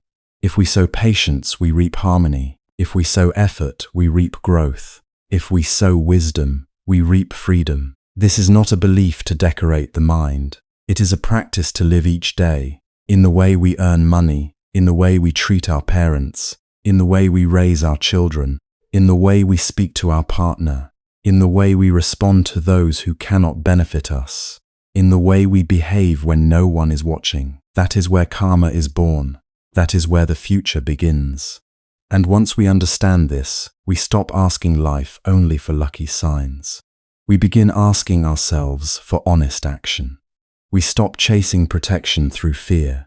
We begin creating protection through virtue. We stop waiting for a perfect day to begin. We realize that the best day is the day we plant a wholesome seed. From here, we can look even more deeply into another profound saying. If we want to know the causes of the past, we need only look at the results appearing in the present. And if we want to know the fruits of the future, we need only look at the seeds we are planting now. There is a saying in the Buddhist tradition that can feel both simple and mysterious. If you want to know the causes of a previous life, look at the fruit of this life. At first, some people may hear this and quickly turn it into a tool for judgment. They may look at someone's hardship and say, this must be because of their past karma. They may look at someone's success and say, they must have done something good before. But if we use this teaching to judge others, we have already misunderstood its deepest purpose. This teaching is not a stone to throw at another person. It is a mirror to hold quietly before our own heart. It is not meant to make us cold towards suffering, as if every person deserves whatever happens to them. It is meant to make us humble, careful, and awake, because when we look honestly at our own life, we begin to see that nothing appears without conditions. Our body, our mind, our relationships, our fears, our talents, our opportunities, our limitations, all of them have roots. Some roots are easy to trace, others are hidden beneath the soil of time. But whether we can see them clearly or not, the fruit is here. And the question is not only, where did this come from? The deeper question is, how shall I respond now? Each of us is born into a life we did not fully choose. We do not choose our parents. We do not choose the country, the time, the language, or the family situation into which we arrive. We do not choose the body we are given, the early conditions around us, the emotional climate of our childhood, or the first impressions that shape our way of seeing the world. Some people are born into comfort. Some are born into struggle. Some grow up surrounded by affection. Some learn very early how to protect themselves from pain. Some receive encouragement before they even know what confidence means. Others have to spend half their lives healing from words that should never have been spoken to a child. When we see these differences, the superficial mind asks, "Is life fair?" But the contemplative mind asks, "What conditions have gathered here? What causes, seen and unseen, have brought this life into its present form?" In the Buddhist view, life is not a random accident floating in emptiness. It is a stream of causes and effects, flowing beyond what the ordinary eye can measure. We inherit not only the visible things, such as family, culture, and physical conditions, but also tendencies of the heart. Some people are naturally patient. Some are quick to anger. Some are generous without effort. Some struggle with fear even when nothing is threatening them. Some feel drawn to wisdom from a young age. Some must suffer greatly before they become willing to listen. This does not mean we should become superstitious in another form. We should not use karma as a way to explain everything carelessly. We should not say, "This person is sick because of past karma," and then close our heart. We should not say, "This person is poor because of past karma," and then excuse ourselves from compassion. That is not wisdom. That is spiritual arrogance wearing the robe of religion. True understanding of karma does not make us harsh. It makes us gentle. It reminds us that every being is carrying a story far deeper than what we can see. It reminds us that if someone is suffering, our first response should not be analysis, but compassion. To know the causes of the past, look at the fruit of the present. This does not mean we can identify every seed that was planted. It means the present moment is full of traces. Our habits are traces. Our reactions are traces. The way we love, the way we fear, the way we cling, the way we forgive, the way we repeat old mistakes. All of these are fruits of something that has been cultivated. If a person has spent years watering resentment, then bitterness will naturally grow. If a person has spent years practicing kindness, then kindness becomes easier, almost like breathing. If a person has repeatedly avoided responsibility, then confusion and weakness may follow. If a person has trained themselves in honesty, then even in difficulty, their heart has a certain strength. We can see this clearly even within one lifetime. A student who studies every day may not need to pray desperately the night before the exam. A person who cares for their health over many years has created conditions for strength, though even then, life remains uncertain. A couple who speaks gently, listens deeply, and forgives sincerely is planting seeds for trust. A business built on fairness has a different foundation from one built on deception. These are not magical ideas, they are the natural law of cause and effect. What we repeat becomes our path. What we cultivate becomes our character. What we neglect becomes our burden. But Buddhism invites us to look even wider than this one life. It speaks of continuity, of the mind stream moving through birth and death, carrying tendencies shaped by countless acts of body, speech, and mind. Whether a person understands this literally, symbolically, or contemplatively, the teaching points to one powerful truth. Nothing we do is lost. Every intention leaves an imprint. Every action has weight. Every choice participates in the unfolding of life. We are not isolated beings beginning from zero each morning. We are living continuations of all that has been thought, said, done, received, endured, and transformed. This is why the teaching should soften arrogance. When life is favorable, we should not be too proud. If we have a comfortable home, a healthy body, loving relationships, a stable income, or a clear mind, we should not imagine that we are so superior to those who lack these things. We are receiving fruit. Some of it may come from our present effort, yes. Some may come from past generosity, discipline, patience, and wisdom. Some may come from the sacrifices of parents, teachers, ancestors, and countless people we may never know. A peaceful life is never the achievement of one person alone. It is woven from many conditions. So when blessings come, bow inwardly. Be grateful. Use what you have well. If you have knowledge, do not use it to belittle others. If you have wealth, do not use it to feed pride. If you have influence, do not use it to manipulate. If you have health, do not waste it in heedlessness. If you have time, do not spend all of it in distraction. Favorable fruit is not a decoration for the ego. It is an opportunity to practice generosity, humility, and service. Good fortune becomes truly meaningful only when it opens the heart. And when life is difficult, this teaching should not make us collapse into despair. Some people hear about karma and become afraid, as if their suffering is a sentence with no appeal. They think, if this is the fruit of past causes, then I am trapped. But this is not the Buddha's message. The Buddha did not teach karma to imprison us. He taught karma to awaken responsibility and freedom.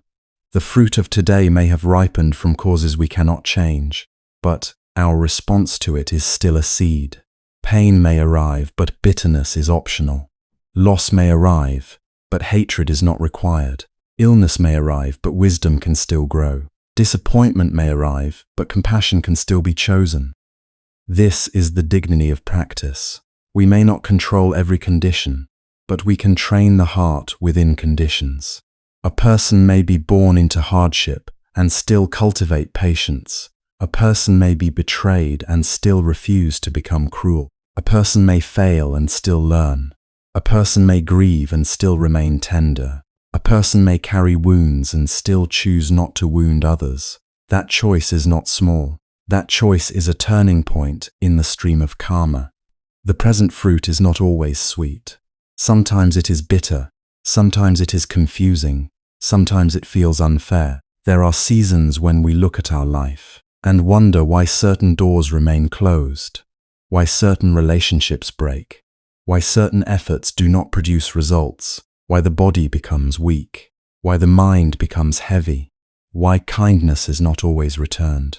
In those moments, if we only blame fate, we lose strength. If we only blame ourselves, we lose compassion. Wise acceptance stands in the middle. It says, "This is what has ripened now. I may not understand all the causes, but I can meet this moment without adding more suffering." That is very different from passive resignation. Acceptance does not mean doing nothing. It means seeing clearly before acting. It means we stop fighting reality in our mind, so we can respond skillfully with our life. If we are sick, acceptance helps us care for the body instead of drowning in anger. If we are in conflict, acceptance helps us listen and speak with more awareness. If we face financial difficulty, acceptance helps us make wise decisions instead of gambling on superstition or panic. If we have made mistakes, acceptance helps us take responsibility without self-hatred. The calm mind can do what the frightened mind cannot. This is why superstition is so dangerous. It tempts us to avoid the real work. Instead of examining our habits, we look for lucky signs. Instead of improving our conduct, we search for rituals to erase consequences. Instead of healing our relationships, we ask someone to tell us which day is safe. Instead of changing the seeds, we try to decorate the soil. But life is more honest than that. If we plant anger, fear, laziness, greed, and dishonesty, no chosen date can turn them into peace. If we plant kindness, effort, mindfulness, and truth, even an ordinary day becomes blessed. To look at the fruit of this life is to study our own garden. What is growing here? Is there peace in our speech? Is there trust in our relationships? Is there steadiness in our work? Is there compassion in the way we treat people weaker than ourselves? Is there gratitude toward those who helped us? Is there discipline in the way we use our time? Is there honesty in the way we earn and spend? Is there humility when we are praised? Is there patience when we are criticized? These questions are more useful than asking whether tomorrow is lucky. They bring us back to the only place where transformation can happen. This body, this mind, this present action. Sometimes, when we look honestly, we will see good fruit. We may recognize that certain peaceful conditions in our life came from years of effort. A friendship survived because we learned to apologize. A child trusts us because we chose presence over anger. A skill developed because we practiced when no one praised us. A wound softened because we stopped feeding the story of hatred. These recognitions should give us confidence, not pride. They show us that wholesome causes truly matter. They remind us that no sincere good action is wasted. Other times, we will see painful fruit. We may realize that our loneliness is connected to years of pride. Our anxiety may be connected to years of chasing approval. Our financial stress may be connected to carelessness or desire. Our family distance may be connected to words spoken too harshly and too often. Seeing this can hurt, but if we see it with wisdom, it becomes medicine. Regret, when held properly, is not meant to punish us forever. It is meant to wake us up. The past cannot be rewritten, but it can be understood. And once it is understood, the future does not have to repeat it. This is the mercy hidden inside the law of karma. It is not merely that past causes create present fruit. It is also that present awareness can transform the direction of the stream. The fruit we receive today becomes the soil in which we plant tomorrow's seeds. Sweet fruit can become generosity. Bitter fruit can become wisdom. Success can become service. Failure can become humility. Pain can become compassion. Even suffering, when met with mindfulness, can become a doorway. So do not use this teaching to condemn yourself. Do not look at your difficulties and say, "I must be a bad person." That is not the path. Look instead with courage and tenderness. Say, "These are the conditions present now. Let me understand them. Let me stop adding unwholesome causes. Let me begin planting something better." In the same way, do not use this teaching to condemn others. When you see someone struggling, remember that you are seeing only the surface of a vast ocean. Offer help if you can. Offer respect always. Their suffering is not your permission to feel superior. It is your invitation to practice compassion.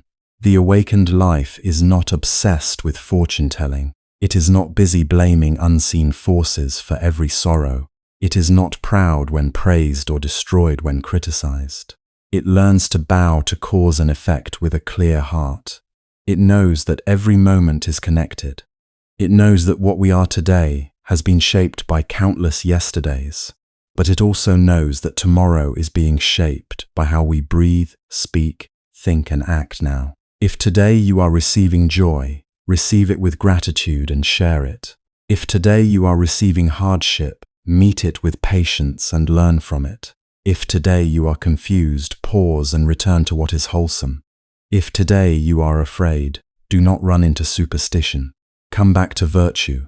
Light the lamp of right action. Speak one truthful word. Do one kind deed. Let go of one resentment. Protect one living being from harm. Honor your parents while they are alive. Love people through your presence, not ceremonies after they are gone. Build goodness where your feet are standing. Because the past is not understood by speculation alone. It is revealed in the patterns we are living now. And the future is not protected by lucky charms alone. It is protected by the purity of the causes we plant. When we understand this, life becomes both serious and hopeful. Serious because every action matters. Hopeful because every moment offers a new seed. So look at the fruit of this life, not with fear, not with arrogance, not with resentment, but with the quiet eyes of wisdom. Whatever has ripened, let it teach you. Whatever is painful, let it soften you. Whatever is beautiful, let it humble you. And whatever you do next, let it be a cause for peace. For today is not only the result of what has been, today is also the beginning of what will be. And if today is the soil, then the future is already being quietly shaped by what we choose now. And so, if you wish to know the fruit of the future, do not run first to the fortune teller. Do not tremble before a calendar. Do not search the sky for a sign to tell you whether life will be kind. Look instead at the seed in your own hand. Look at what you are planting today, quietly, repeatedly. Almost without noticing, the future does not arrive all at once like thunder. More often it grows in silence, from the little causes we place into the soil of our days. A word spoken in anger is a seed. A word spoken with patience is also a seed. A dishonest coin earned through harm is a seed. A simple meal bought with honest work is also a seed. The way we treat our parents when they become slow. The way we answer our children when they make mistakes. The way we look at someone poorer, weaker, less educated, or less powerful than us. All of these are seeds. We may forget them quickly, but life does not forget so easily. The field of cause and effect is vast, quiet, and precise. Many people fear the future because they imagine it as something already written by a mysterious hand. They think, if the prediction is bad, I am doomed. If the year is unlucky, I must hide. If the day is not favorable, I must wait. If the stars do not support me, I cannot move. And while they wait in fear, the present moment slips away. The hands that could have worked become idle. The mouth that could have spoken kindly becomes full of complaint. The mind that could have learned becomes trapped in worry. The heart that could have loved becomes dry. But the Buddha's teaching turns our eyes back to the place where true power begins. Not the power to control everything. Not the power to escape all pain. Not the power to command life to obey our wishes, but the power to plant wholesome causes, here and now. This power may look small, but it is not small. It is the beginning of every transformation. To know the fruit of the future, observe the causes being planted now. If a person plants seeds of bitterness every morning, waters them with blame every afternoon, and protects them with pride every night, can that person be surprised when bitterness grows? If a family plants suspicion in every conversation, comparison in every gathering, and harsh words in every disagreement, can they be surprised when warmth disappears? If a business is built on greed, deception, and the habit of stepping on others, can it be surprised when trust collapses? We may decorate the outside with lucky colors, auspicious dates, and sacred objects, but if the seed is unwholesome, the fruit cannot become sweet simply because we wished it to be. At the same time, if a person plants honesty, even when no one is watching, patience, even when the heart is tired, generosity, even when wealth is not abundant, and discipline, even when comfort is tempting, then something different is being prepared. The fruit may not appear tomorrow. Good causes do not always ripen according to our impatience, but nothing sincere is wasted. Every wholesome action leaves a trace in the mind. Every act of restraint weakens an old habit.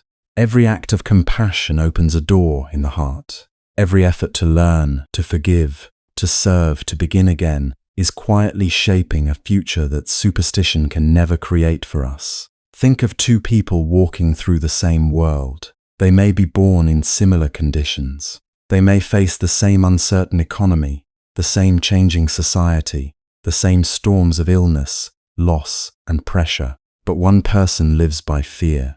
He hears gossip and quickly spreads it. He sees another succeed and becomes jealous. He wants money but dislikes effort. He blames fate for everything, yet refuses to correct himself. When anger rises, he follows it.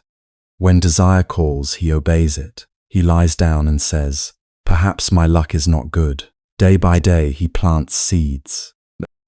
Yes, but many, and over time, those seeds grow into distrust, loneliness, debt, regret, and a mind that cannot rest. The other person is not perfect. Do not imagine a saint floating above human difficulty. This person also has fear. This person also becomes tired, disappointed, and sometimes angry. But when anger rises, he tries to pause. When gossip comes, he tries not to pass it on. When money is needed, he works with clean hands. When he does not know, he learns. When he fails, he reflects. When he has a little, he shares a little. When he meets someone weak, he does not use strength to humiliate them. When he meets someone strong, he does not sell his conscience to please them. Day by day, he too plants seeds. And over time, those seeds grow into trust, dignity, friendship, steadiness, and a mind that even in difficulty has a place to stand. Can the futures of these two lives be the same? How can they be the same when the causes are not the same? A field of thorns and a field of rice may both begin as soil, but what is placed into that soil determines what will rise. A life of fear and a life of mindfulness may both begin with uncertainty. But what we repeat becomes our direction. What we protect becomes our character. What we practice becomes our destiny. This is why we must be careful with the ordinary moments.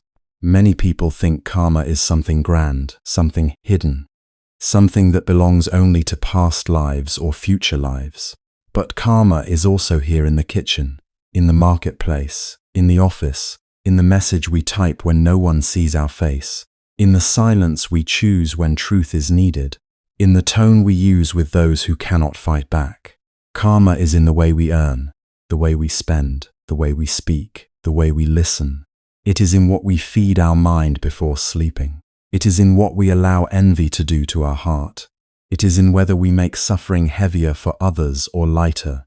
If we want a peaceful future, we must ask gently but honestly, are we planting peace today? Not just wishing for peace, not just praying for peace, not just hanging symbols of peace on the wall, but planting it in our conduct. When someone irritates us, do we immediately attack? Or do we breathe and respond with wisdom? When the family is tense, do we add fire or do we bring water? When a mistake is made, do we seek revenge or do we seek understanding? Peace is not a fruit that appears in a house where everyone keeps planting sharp words. Peace grows where at least one person decides to stop feeding the flames. If we want trust, we must ask, are we trustworthy? It is easy to complain that nobody trusts us, but do we keep our promises? Do we speak truth when lying would benefit us? Do we return what is not ours? Do we protect the secrets people place in our care? Do we behave the same when people are absent as when they are present? Trust is not obtained by choosing a lucky day. Trust is built like a bridge, plank by plank through consistent action, and it can be burned by one moment of careless greed. If we want blessings, we must ask, are we becoming a blessing to others? Many people ask for blessings as if blessings were things falling from the sky, granted by rituals but unrelated to conduct. But the deepest blessing is often born from becoming a source of relief in this world. When we help someone without humiliating them, that is a blessing. When we speak a kind word to a heart that is breaking, that is a blessing. When we care for our parents while they are still alive, instead of waiting to burn paper offerings after they are gone, that is a blessing. When we live honestly so our children learn by seeing, that is a blessing. When our presence makes others feel safer, lighter, more respected, more hopeful, we are not merely asking for merit, we are creating it. Look closely at the future you fear.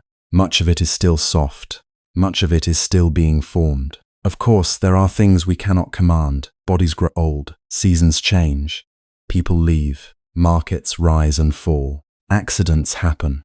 The world does not bend completely to anyone's desire. Buddhism does not teach that we can control all results by thinking positively or doing one good deed.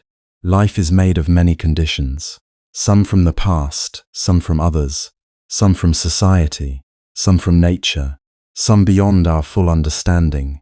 But within this great web of conditions, our present intention still matters deeply. It is one of the most intimate powers we have. A storm may come, but whether we have built a strong roof matters. Illness may come, but whether we have cared for the body matters. Conflict may come, but whether we have cultivated patience matters. Loss may come, but whether we have trained the mind to let go matters. We cannot always choose the weather, but we can choose what we are building before the rain. We cannot always choose what people say, but we can choose whether hatred takes root in us. We cannot always choose the first pain, but we can choose whether to add layers of resentment, ignorance, and fear on top of it. This is where superstition weakens us. It teaches us to look outside while neglecting the inside. It makes us afraid of dates, directions, names, numbers, omens, dreams, and predictions, while ignoring the very causes we create through our own body, speech, and mind. A person may refuse to begin work on an unlucky day, but waste every so-called lucky day in laziness. A person may choose the perfect wedding date, but never learn how to apologize, listen, or respect. A person may choose the perfect year to have a child, but never practice patience, tenderness, and moral example. A person may ask a fortune teller how to avoid disaster, but continue to live carelessly, speak cruelly, drive recklessly, eat without restraint, spend without wisdom, and love without responsibility. Then when suffering comes, they say, "Why did fate punish me?" But perhaps it was not fate. Perhaps it was a seed watered for a long time. This is not said to blame those who suffer. A wise heart never uses karma as a weapon against another person's pain. When someone is suffering, we do not stand over them and say, "You deserve this." That is cruelty, not wisdom. The teaching of cause and effect is not meant to make us arrogant toward others. It is meant to make us responsible within ourselves. Toward others, we practice compassion. Toward ourselves, we practice honest reflection. We do not always know all the causes of another person's suffering, but we can know this much. In this moment, we can choose not to add more suffering. In this moment, we can choose a better seed. So begin with the small things. Before speaking, ask whether your words will heal or harm. Before earning, ask whether this money carries peace or regret. Before reacting, ask whether anger is leading you into a future you truly want. Before judging someone, ask whether you have seen the whole of their life. Before wasting another evening in distraction, ask what kind of mind you are training. Before envying someone else's fruit, ask what seeds you are willing to plant. A future of wisdom does not grow from a present of negligence. A future of love does not grow from a present of selfishness. A future of stability does not grow from a present of chaos. A future of respect does not grow from a present of deceit. If we want the fruit, we must respect the seed. If we want the harvest, we must care for the field. And there is something merciful in this truth, because it means we are not trapped completely by what has been. Even if yesterday was full of mistakes, today can hold a different seed. Even if we have spoken harshly for many years, the next sentence can be softer. Even if we have lived carelessly, the next action can be mindful. Even if we have followed fear for a long time, the next breath can be a return to courage. The past has influence, yes, but the present still has life. And where there is life, there is the possibility of planting anew. Do not wait until everything is certain before you live rightly. Certainty may never come. Do not wait until a fortune teller gives permission before you become kind. Do not wait until the calendar becomes perfect before you begin honest work. Do not wait until fear disappears before you practice courage. The seed must be planted in the soil you have, in the season you are in, with the hands available to you now. If your home lacks warmth, plant listening. If your mind lacks peace, plant meditation, reflection, and restraint. If your relationships lack trust, plant truth. If your work lacks meaning, plant service and diligence. If your heart lacks joy, plant generosity. If your days feel empty, plant learning, gratitude, and effort. Slowly, not by magic, but by cause and effect, the field begins to change. This is the awakened way of meeting the future, not by trembling before predictions, but by caring for causes, not by surrendering our mind to superstition, but by training our actions in wisdom, not by asking, "What will happen to me?" only with fear, but by asking, "What am I creating through the way I live today?" The future is not merely something waiting ahead of us. It is something being shaped through us. It is shaped when we choose patience over anger, honesty over gain, compassion over indifference, discipline over laziness, and understanding over blind belief. Each choice may seem small, but a life is made of small choices repeated until they become a path. This is why saying no to superstition is not merely rejecting a belief. It is reclaiming the power of present action. And yet, to reclaim that power is not always easy. Many people imagine that letting go of superstition is simply a matter of logic, as if one clear explanation could remove every fear from the heart. But fear does not live only in the mind. It lives in memory. It lives in childhood warnings, in the trembling voices of elders, in stories repeated at family meals, in the pressure of neighbors, in the silent worry that if we do not follow what everyone else follows, something terrible may happen and we will be blamed. So if you have ever felt afraid to say no, understand this. You are not weak, you are human. Perhaps you have heard someone say, "Do not marry on that day, it is unlucky," or "Do not move into that house before the right hour," or "Do not start your business yet, the stars are not favorable," or "You must burn more offerings," or "The deceased will suffer." And even when a part of you quietly doubts these things, another part becomes uneasy. What if they are right? What if refusing brings misfortune? What if people say you are disrespectful? What if, after you say no, something bad happens, and everyone points at you as the cause? This is the emotional trap of superstition. It does not only ask for belief, it demands obedience through fear. It whispers, "If you do not do this, disaster will come." It ties ordinary uncertainty to invisible punishment. It makes the heart anxious before a calendar, a dream, a number, a direction, a sound, a rumor, or a ritual. And once the mind has become used to fearing these things, freedom can feel dangerous at first. But courage does not mean that we feel no fear. Courage means that we see fear clearly, breathe with it, and still choose the path of wisdom. To say no to superstition is not to look down on our elders. It is not to mock our families, reject our ancestors, or treat culture with arrogance. Many traditions were born from a sincere human wish. The wish to be safe, to be blessed, to protect children, to honor the dead, to bring harmony into the home. Behind many rituals, there may be love. Behind many warnings, there may be concern. A mother who tells her child to avoid a certain date may not be trying to control them. She may simply be afraid for them. A grandfather who insists on an old custom may not be foolish. He may be holding on to what once gave him comfort.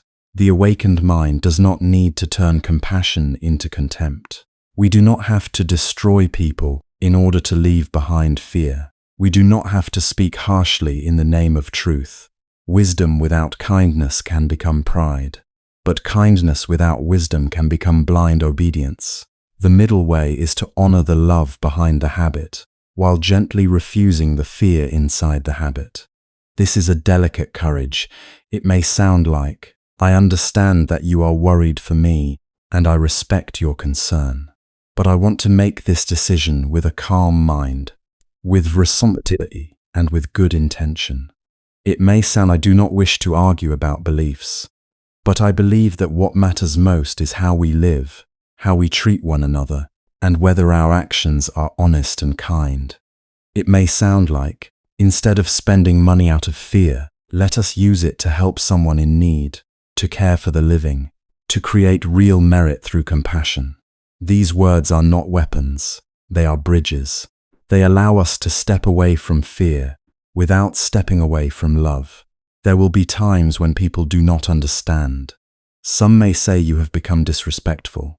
Some may accuse you of being too modern, too stubborn, too careless.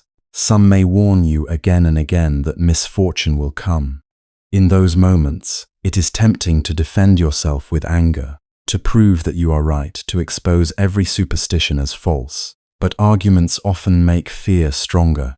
When people feel attacked, they cling more tightly to what they know. So choose peace where you can. Speak simply, speak gently, and when speaking no longer helps, let your life become the answer. Live in such a way that people can see your sincerity. Be responsible in your work. Be faithful in your relationships. Care for your parents while they are still alive. Be generous when others are in difficulty. Keep your promises. Admit mistakes. Do not harm others for personal gain. Your conduct is steady. Your refusal of superstition is no longer empty rebellion. It becomes a quiet testimony that goodness does not depend on fear, and blessing is not purchased by anxiety. For many people, the hardest part is not the ritual itself, but the fear of blame. Suppose you choose not to follow a certain custom. And later something unfortunate happens. A business struggles. A marriage faces conflict. A child becomes ill. A journey meets difficulty. Immediately someone may say, "See, this happened because you did not listen." This kind of accusation can pierce the heart, especially when you are already suffering. But pause and look deeply in this world. Even those who choose the most auspicious wedding dates may later divorce. Those who build houses on perfect days may later sell them. Those who open businesses at the right hour may still fail. Those who consult fortune tellers may still encounter hardship. Those who perform every ritual may still face sickness, loss, and disappointment. Life has seasons of rising and falling, and success and failure, joy and grief. This is not punishment for missing a ritual. This is the nature of conditioned existence. In Buddhist understanding, life unfolds through many causes and conditions. Some causes are visible, some are hidden, some come from present choices, some from past patterns, some from the actions of others, some from the changing nature of the world itself. To reduce every difficulty to one neglected custom is not wisdom. It is fear looking for a target. If a marriage suffers, we should ask, is there understanding? Is there patience? Is there communication? Is there kindness? If a business fails, we should ask, was the plan sound? Was the market understood? Was money managed carefully? Were people treated honestly? If a child goes astray, we should ask, did they receive love, guidance, discipline, and good examples? If a house does not bring peace, we should ask, how do the people inside speak to one another? Is there forgiveness? Is there respect? Is there warmth? These questions may not be as dramatic as fortune-telling, but they are more useful. They return responsibility to where transformation is possible. Saying no to superstition also means learning to live with uncertainty. This is perhaps the deepest challenge. Many superstitions survive because people are afraid of not knowing. We want guarantees. We want life to promise us safety before we act. We want a date that removes all risk, a sign that removes all doubt, a ritual that removes all suffering. But no calendar can do this. No prediction can do this. No offering made from fear can do this. The Buddha did not teach us to escape uncertainty through superstition. He taught us to meet uncertainty with mindfulness, wisdom, and wholesome action. We cannot control every outcome, but we can cultivate the conditions that make peace more likely. We cannot command the future, but we can purify our intention in the present. We cannot prevent every storm, but we can build a stronger boat. And when the storm comes, a superstitious mind may collapse into panic. What did I do wrong? Which sign did I ignore? Which ritual did I fail to perform? But a trained mind asks differently. What is needed now? How can I respond with clarity? Who needs care? What lesson is here? What wholesome action is still possible? This shift is the beginning of freedom. Freedom from superstition does not mean life becomes perfect. It means the mind stops bowing to every shadow. It means you no longer tremble before every dream, every rumor, every strange sound at night, every warning from someone who speaks with certainty but without understanding. It means you can open a calendar and choose a day based on readiness, kindness, practicality, and mutual agreement. It means you can begin work, not because someone declared the hour lucky, but because you have prepared well, acted honestly, and committed yourself fully. It means you can honor your deceased loved ones, not by burning paper wealth into the air, but by living in a way that would make their love continue through your compassion. Think of the money spent only because of fear. Think of the debt taken on to satisfy appearances. Think of the families who struggle to afford ceremonies they do not understand, because they are afraid of what others will say. Think of the poor who burn what little they have, hoping it will protect them. While a living parent needs medicine, a child needs education, a neighbor needs food. A suffering person needs help. When fear guides the hand, even generosity becomes confused. But when wisdom guides the heart, giving becomes pure. If you wish to create blessings for the departed, practice goodness in their memory. Feed someone hungry, support someone sick, speak words of reconciliation. Forgive an old wound, donate to a cause that reduces suffering. Sit quietly and radiate loving kindness. Dedicate wholesome actions to those who have passed away. This kind of offering does not vanish in smoke. It becomes living merit. It becomes a continuation of love. And if your family insists on certain customs, you do not always need to reject everything at once. Sometimes the path of courage is gradual. You may begin by reducing what is harmful or wasteful. You may keep a gesture of remembrance, but remove the fear. You may light a candle, bow with gratitude, chant a prayer, share a meal, gather the family, and speak of the good qualities of the one who has gone. You may say, "Let us honor them by loving one another better." In this way, tradition is not destroyed. It is purified. This is important. Saying no to superstition does not mean saying no to reverence. It means saying no to fear. It does not mean saying no to ancestors. It means saying no to the belief that the dead need our anxiety more than our virtue. It does not mean saying no to culture. It means saying no to the parts of culture that keep the mind small, frightened, and dependent on blind habit. True culture should help human beings become more humane. True spirituality should make the heart wider, not narrower. True reverence should lead us to gratitude, humility, and ethical living, not panic, waste, and blame. When a custom supports love, mindfulness, and compassion, it can be beautiful. When a custom feeds fear, greed, or pressure, it should be examined with honesty. This examination may feel lonely at first. Whenever someone begins to step out of a familiar cage, even an old cage can feel like home. Fear may say, "Go back. It is safer to do what everyone does." But ask yourself gently, safer for what? Safer for appearances?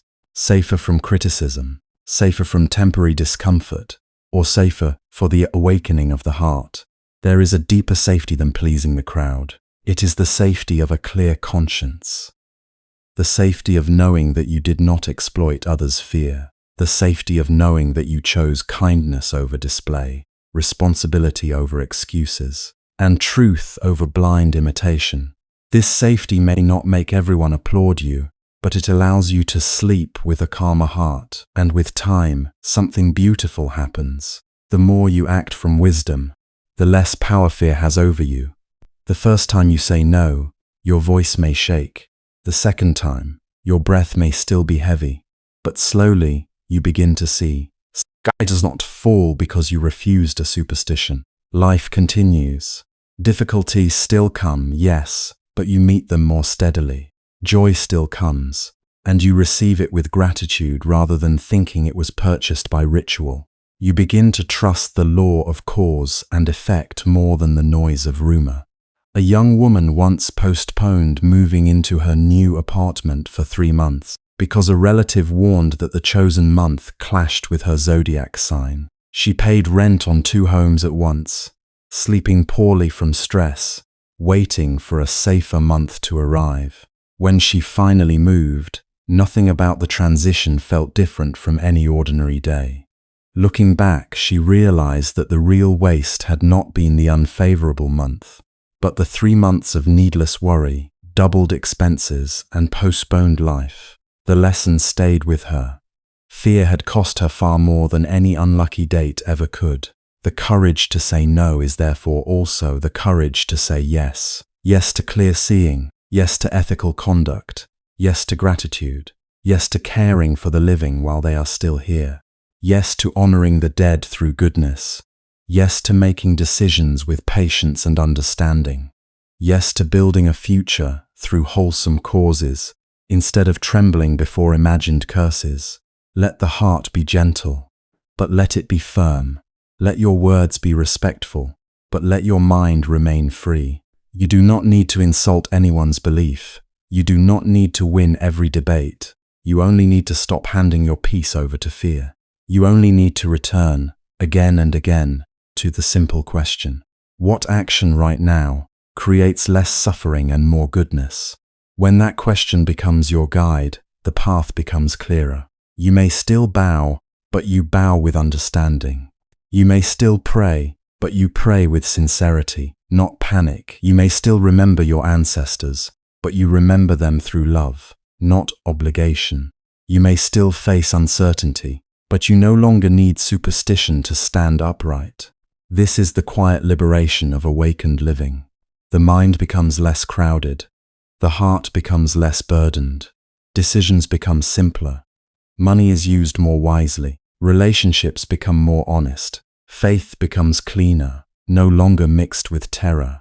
And life, with all its ups and downs, is met with a steadier breath. Once fear loosens its grip, the mind has room to cultivate the real sources of blessing. And when we speak of blessing, let us understand it clearly.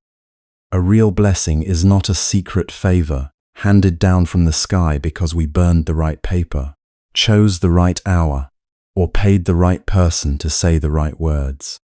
A real blessing is not a magical shield that prevents every storm from touching our life. It is not a guarantee that we will never lose money, never feel pain, never face betrayal, never meet illness, never watch something we love change or disappear. A real blessing is quieter than that.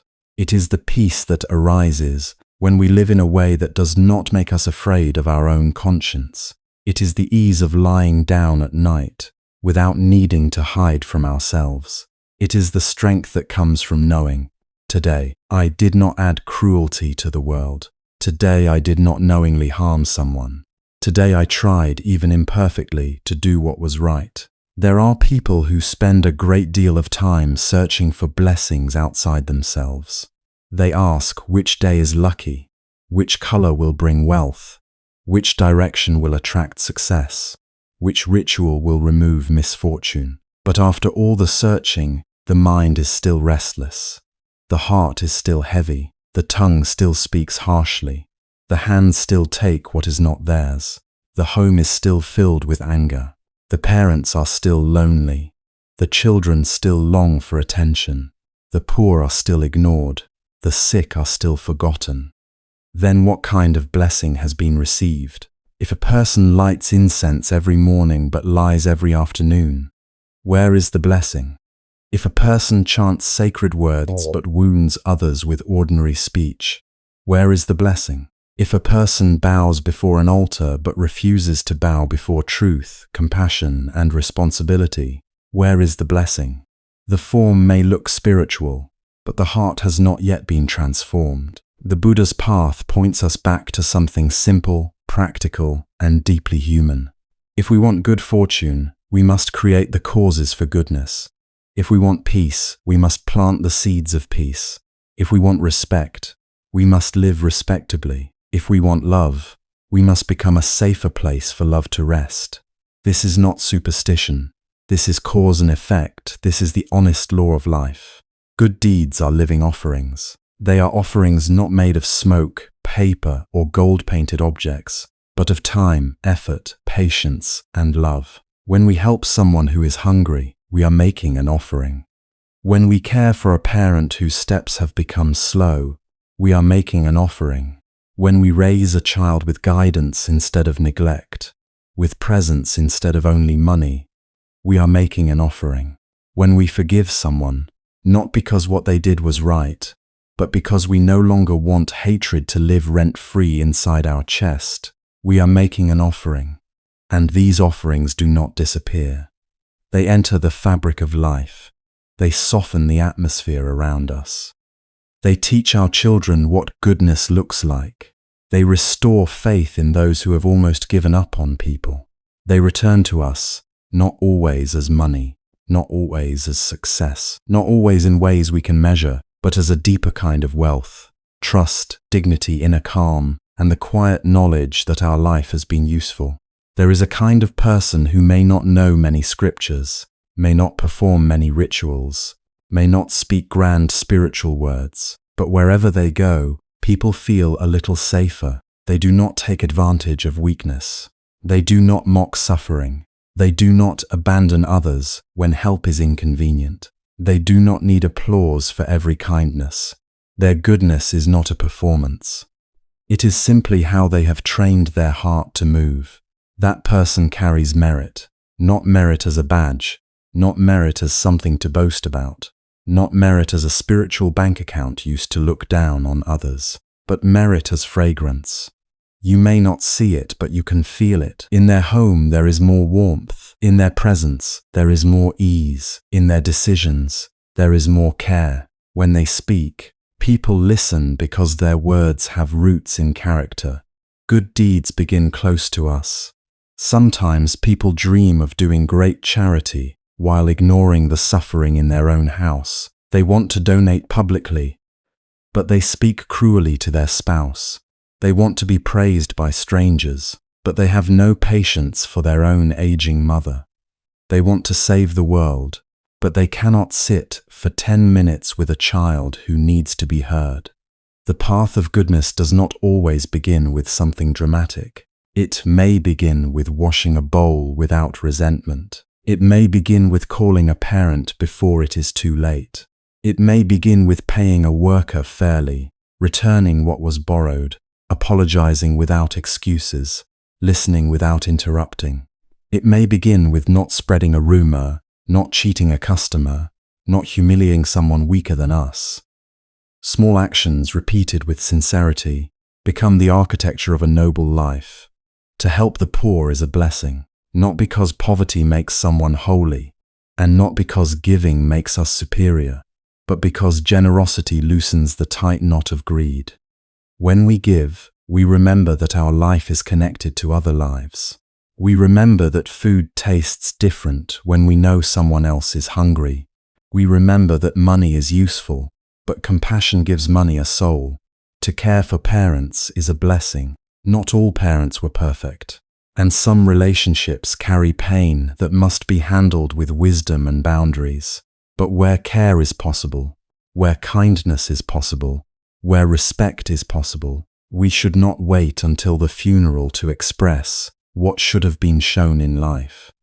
No amount of paper money burned after death can replace a warm meal offered while they were alive. No ceremony can replace the comfort of a hand held in illness, a voice that says, "I am here," a heart that remembers the sacrifices made quietly across many years. To support children is a blessing, not only by giving them clothes, food, and school fees, but by giving them example. A child may forget a lecture, but they rarely forget the atmosphere of a home. If they grow up seeing honesty, they learn honesty. If they grow up seeing generosity, they learn generosity. If they grow up seeing parents apologize, forgive, work hard, and speak gently, they carry those seeds into the future. The blessing we give to children is not a lucky charm around their neck. It is the living education of our conduct. To protect life is a blessing. Every being trembles before pain. Every living creature clings to life in its own way. When we reduce harm, when we choose mercy where we can, when we become less careless with the suffering of animals, people, and the earth itself, the heart becomes more refined. Cruelty hardens the mind, compassion makes it spacious. To forgive when possible is a blessing. Forgiveness does not mean allowing abuse to continue. It does not mean pretending that harm did not happen. It does not mean returning to a dangerous place. True forgiveness is the decision to stop feeding hatred as if hatred could heal us. It is laying down the burning coal we have carried too long. Sometimes forgiveness is gentle reconciliation. Sometimes it is silent release from a distance. But whenever the heart lets go of revenge, it becomes lighter. And then there is right speech, one of the most overlooked forms of spiritual practice. Words are not small things. A word can open a door in someone's heart or close it for years. A word can give courage to a person standing at the edge of despair. A word can also become a wound that echoes long after the speaker has forgotten it. We know this because we have all carried words inside us. Some words became medicine, some became scars. To speak rightly is to understand that the tongue is also a tool of karma. Every sentence plants something. Truth plants trust. Kindness plants safety. Gossip plants division. Harshness plants fear. Lies plant confusion. Empty flattery plants vanity. Careless criticism plants shame. Before a word leaves our mouth, it belongs to us. After it leaves, it begins to shape the world. Many people think spiritual practice happens only in temples, during prayer, meditation, or chanting. But the moment someone irritates us, that is practice.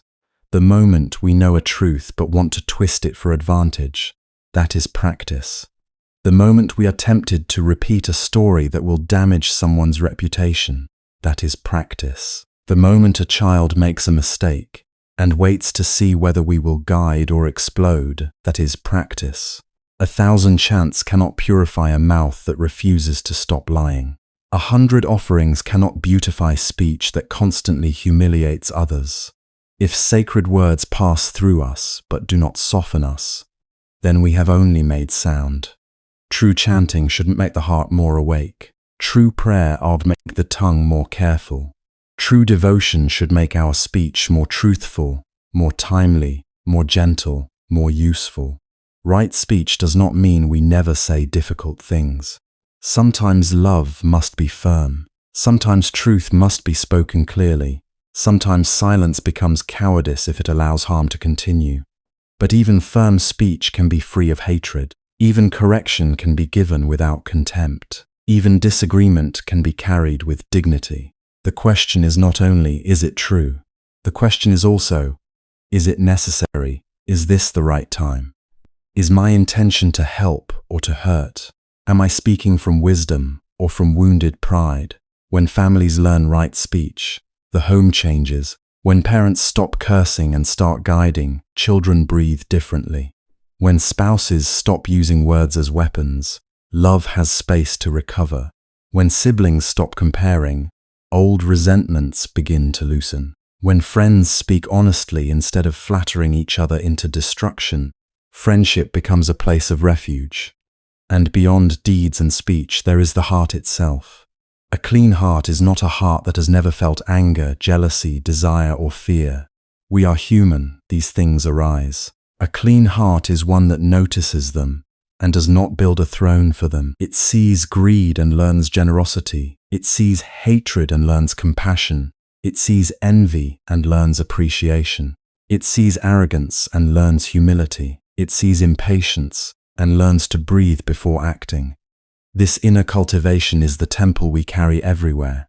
A person may travel to many holy places, but if greed travels with them, hatred travels with them, and arrogance travels with them, then the journey is incomplete. A person may kneel before many statues, but if they stand up unchanged, still cruel, still dishonest, still ungrateful, then the deepest bow has not yet happened. The true bow is the bow of ego before wisdom. The true offering is the offering of selfishness into the fire of understanding. Gratitude cleans the heart. It teaches us not to live as if everything is owed to us. Humility cleans the heart. It reminds us that no matter how much we know, we can still learn. No matter how high we rise, we still depend on countless others. Loving kindness cleans the heart. It trains us to wish well, not only for those who benefit us, but also for those who are struggling, confused, or different from us. Patience cleans the heart. It gives wisdom enough time to arrive before anger takes control. This is how merit is created. Not by fear, not by superstition, not by bargaining with invisible powers. Merit is created when our presence reduces suffering. Merit is created when our hands protect instead of harm. Merit is created when our mouth tells the truth with compassion. Merit is created when our mind becomes less selfish, less violent, less intoxicated by pride. Merit is created when we choose what is wholesome, even when nobody is watching. And the beautiful thing is this: no one is too poor to create merit. No one is too ordinary to live nobly. You may not have much money to give, but you can give patience, you can give respect, you can give honest labor, you can give a listening ear, you can give restraint when anger wants to speak. You can give encouragement to someone who feels unseen. You can give your parents a call, your children attention, your neighbor's fairness, your community integrity. These are blessings no fortune teller can sell, and no bad date can destroy. A clean conscience is protection. A generous hand is dignity. A loving heart is a home. When these qualities grow, life may still bring difficulty, but we are not empty when difficulty comes. We have inner resources. We have relationships built on trust. We have the strength of having lived with sincerity. We have the courage to meet consequences, correct mistakes, and continue walking. So if we truly wish to honor the Buddha's teaching, let us not only ask for blessings, let us become a blessing. Let our way of living be something that makes the world less lonely, less cruel, less confused. Let our children inherit not fear of unlucky days, but confidence in good actions. Let our ancestors be remembered not only through smoke rising from incense, but through the kindness we extend in their name. Let our faith be visible not in superstition, but in the way we treat the living beings in front of us. Because in the end, what follows us is not the date we chose, not the prediction we heard, not the ritual we purchased, not the charm we carried. What follows us is our karma, the seeds we planted through body, speech, and mind. If we plant greed, we should not be surprised by bitterness.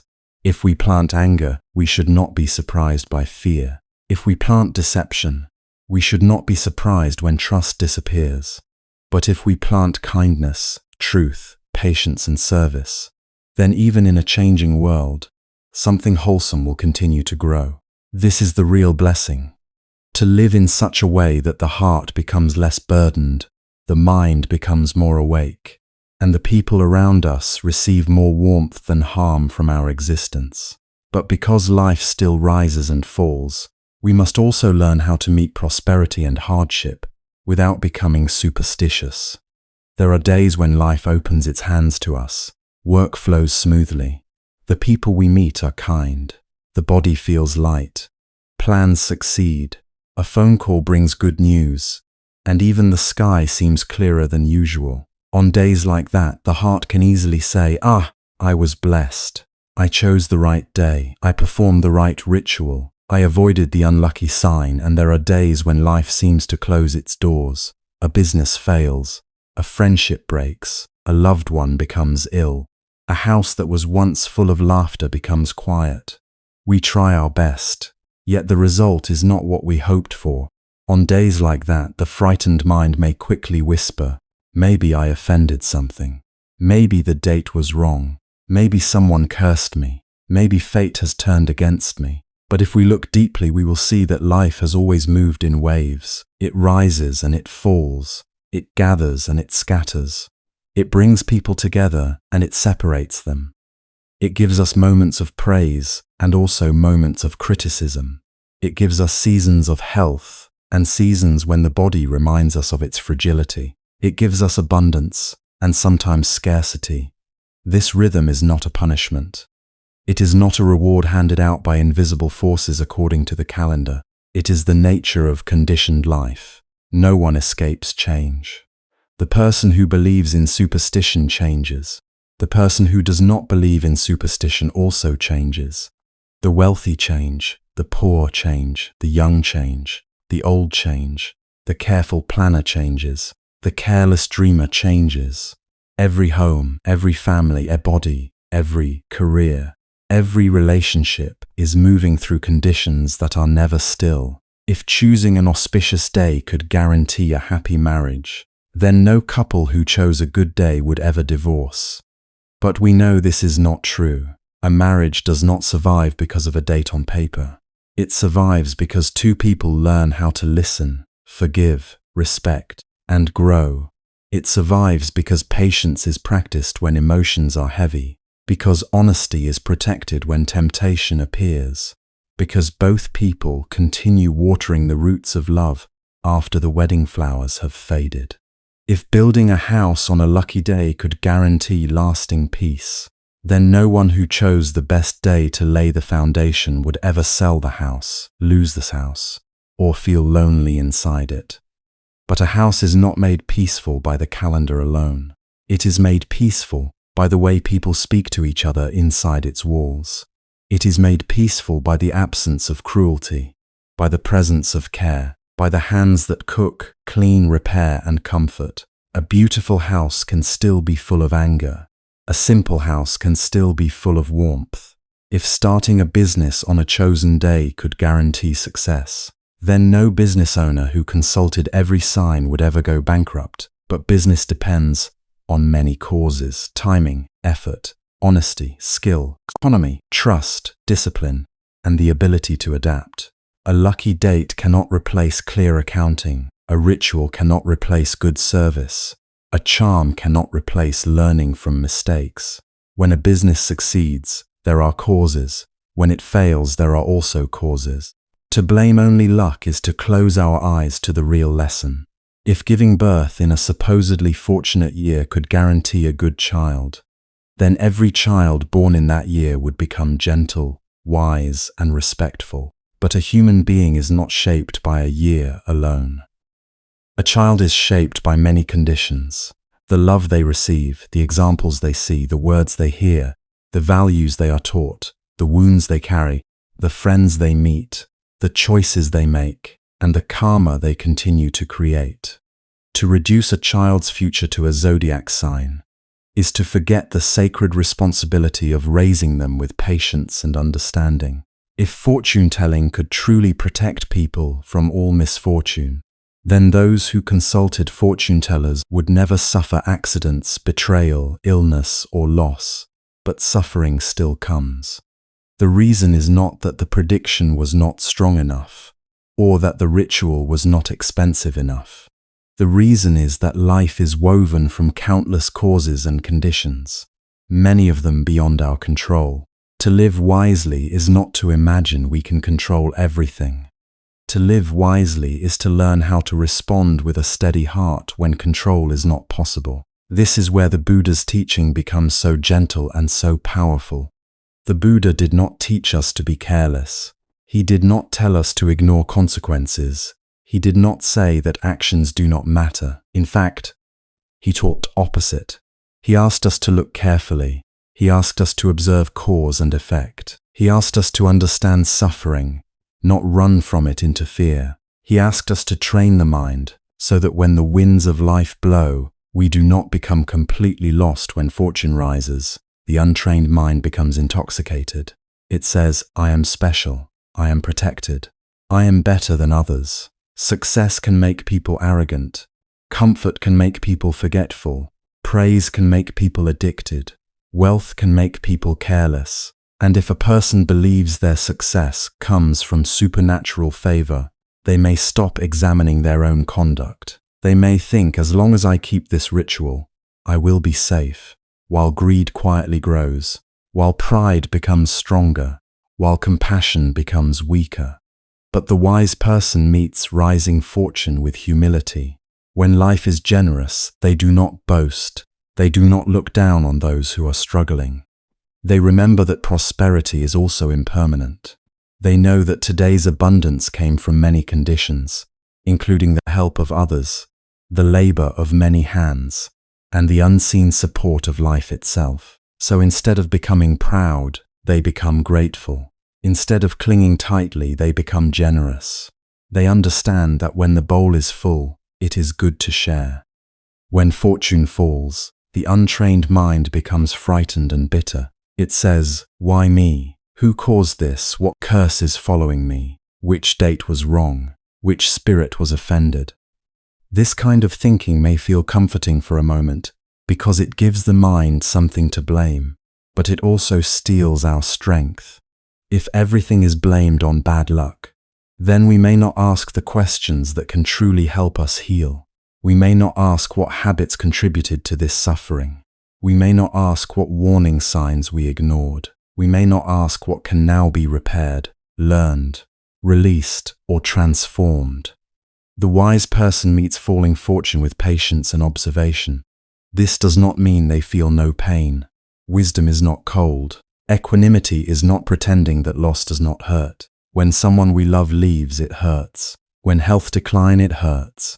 When money is lost, it hurts. When trust is broken, it hurts. The Buddhist path does not ask us to become stone, it asks us to become clear. It teaches us to hold pain without adding panic, to meet uncertainty without feeding superstition, to grieve without losing the light of awareness. Equanimity is like a deep tree in changing weather. When the sun shines, the tree does not become vain. When the rain falls, the tree does not curse the sky. When the wind comes, the tree bends as much as it can and its roots hold quietly in the earth. In the same way, a trained heart does not chase every pleasant moment as if it will last forever, and does not collapse before every painful moment as if it is the end of the path. It remembers. This too is conditioned. This too is changing. This too can be understood. To meet gain and loss with wisdom, we must learn to study life instead of fearing it. When something happens, before rushing to blame a ghost, a date, a sign, or a prediction, pause and ask, what conditions led here? This one question can open the door of understanding. Maybe success came because we worked patiently for years. Maybe failure came because we were careless with details. Maybe conflict came because words were spoken too sharply. Maybe illness came not from punishment, but from the body's natural vulnerability, from age, from stress, from causes that need care rather than shame. Then ask, what can be improved? This question brings power back into our hands. Not the power to control the whole universe, but the power to take the next wholesome step. If the business is struggling, perhaps we can learn, reorganize, seek advice, reduce waste, serve better. If the family is distant, perhaps we can listen more, apologize, soften our tone, spend time with presence. If the mind is anxious, perhaps we can breathe, meditate, simplify, and stop feeding it frightening stories. Improvement begins when blame ends. Then ask, what lesson is present? Every rise and fall carries a teaching. Prosperity teaches us not to forget generosity. Loss teaches us not to cling too tightly. Praise teaches us to remain grounded. Criticism teaches us to examine ourselves without hatred. Illness teaches us tenderness toward the body. Separation teaches us the preciousness of each meeting. Failure teaches us humility. Uncertainty teaches us to return to the present moment, where life is actually being lived. And finally ask, what wholesome response is possible now? This is perhaps the most important question, because we cannot always choose what arrives, but we can practice choosing how we meet it. When insult arrives, can we respond without cruelty? When fear arrives, can we respond with mindfulness instead of superstition? When loss arrives, can we respond with dignity? When success arrives, can we respond with gratitude? When another person suffers, can we respond with compassion rather than judgment? The law of karma is not meant to make us afraid. It is meant to make us awake. Karma does not mean everything that happens to us is simple or deserved, in a way the ordinary mind can calculate. Life is too vast for such shallow judgment, but karma does remind us that our intentions and actions matter, body, speech, and mind always planting seeds.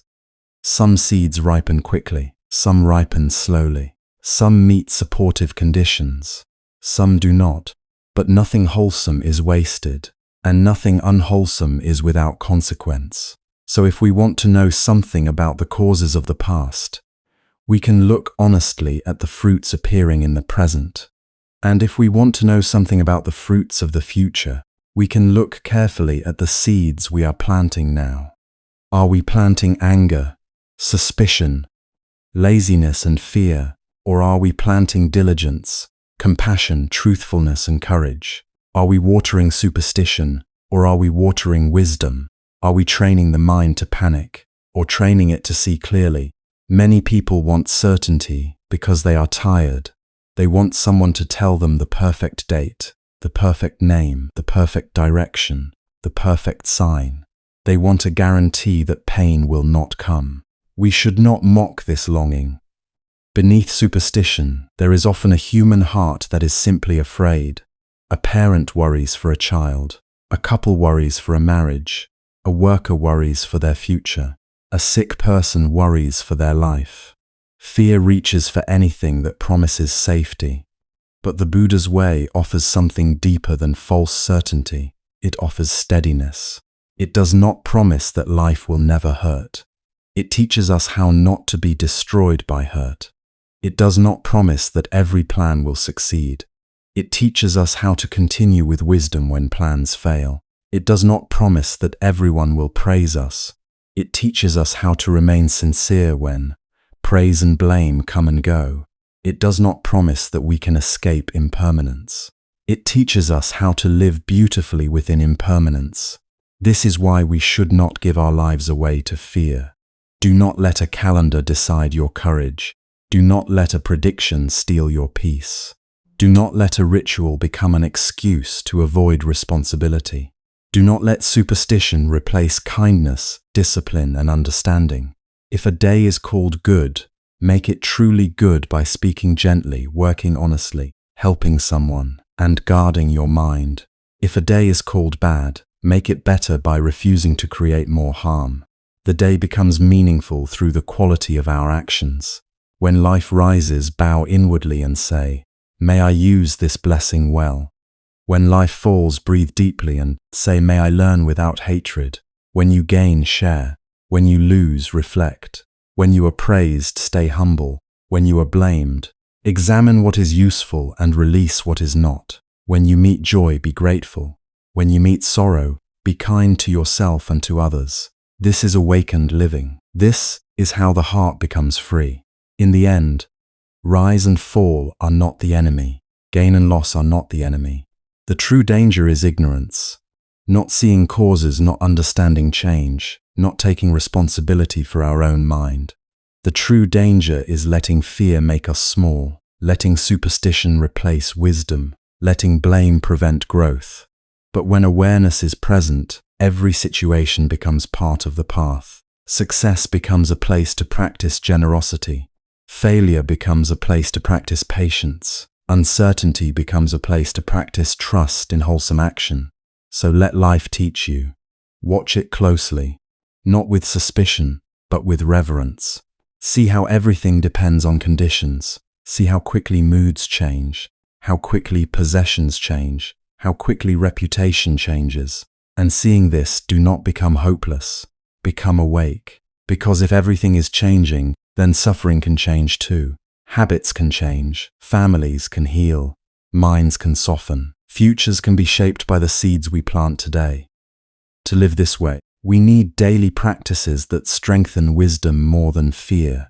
To live without superstition does not mean to live without reverence.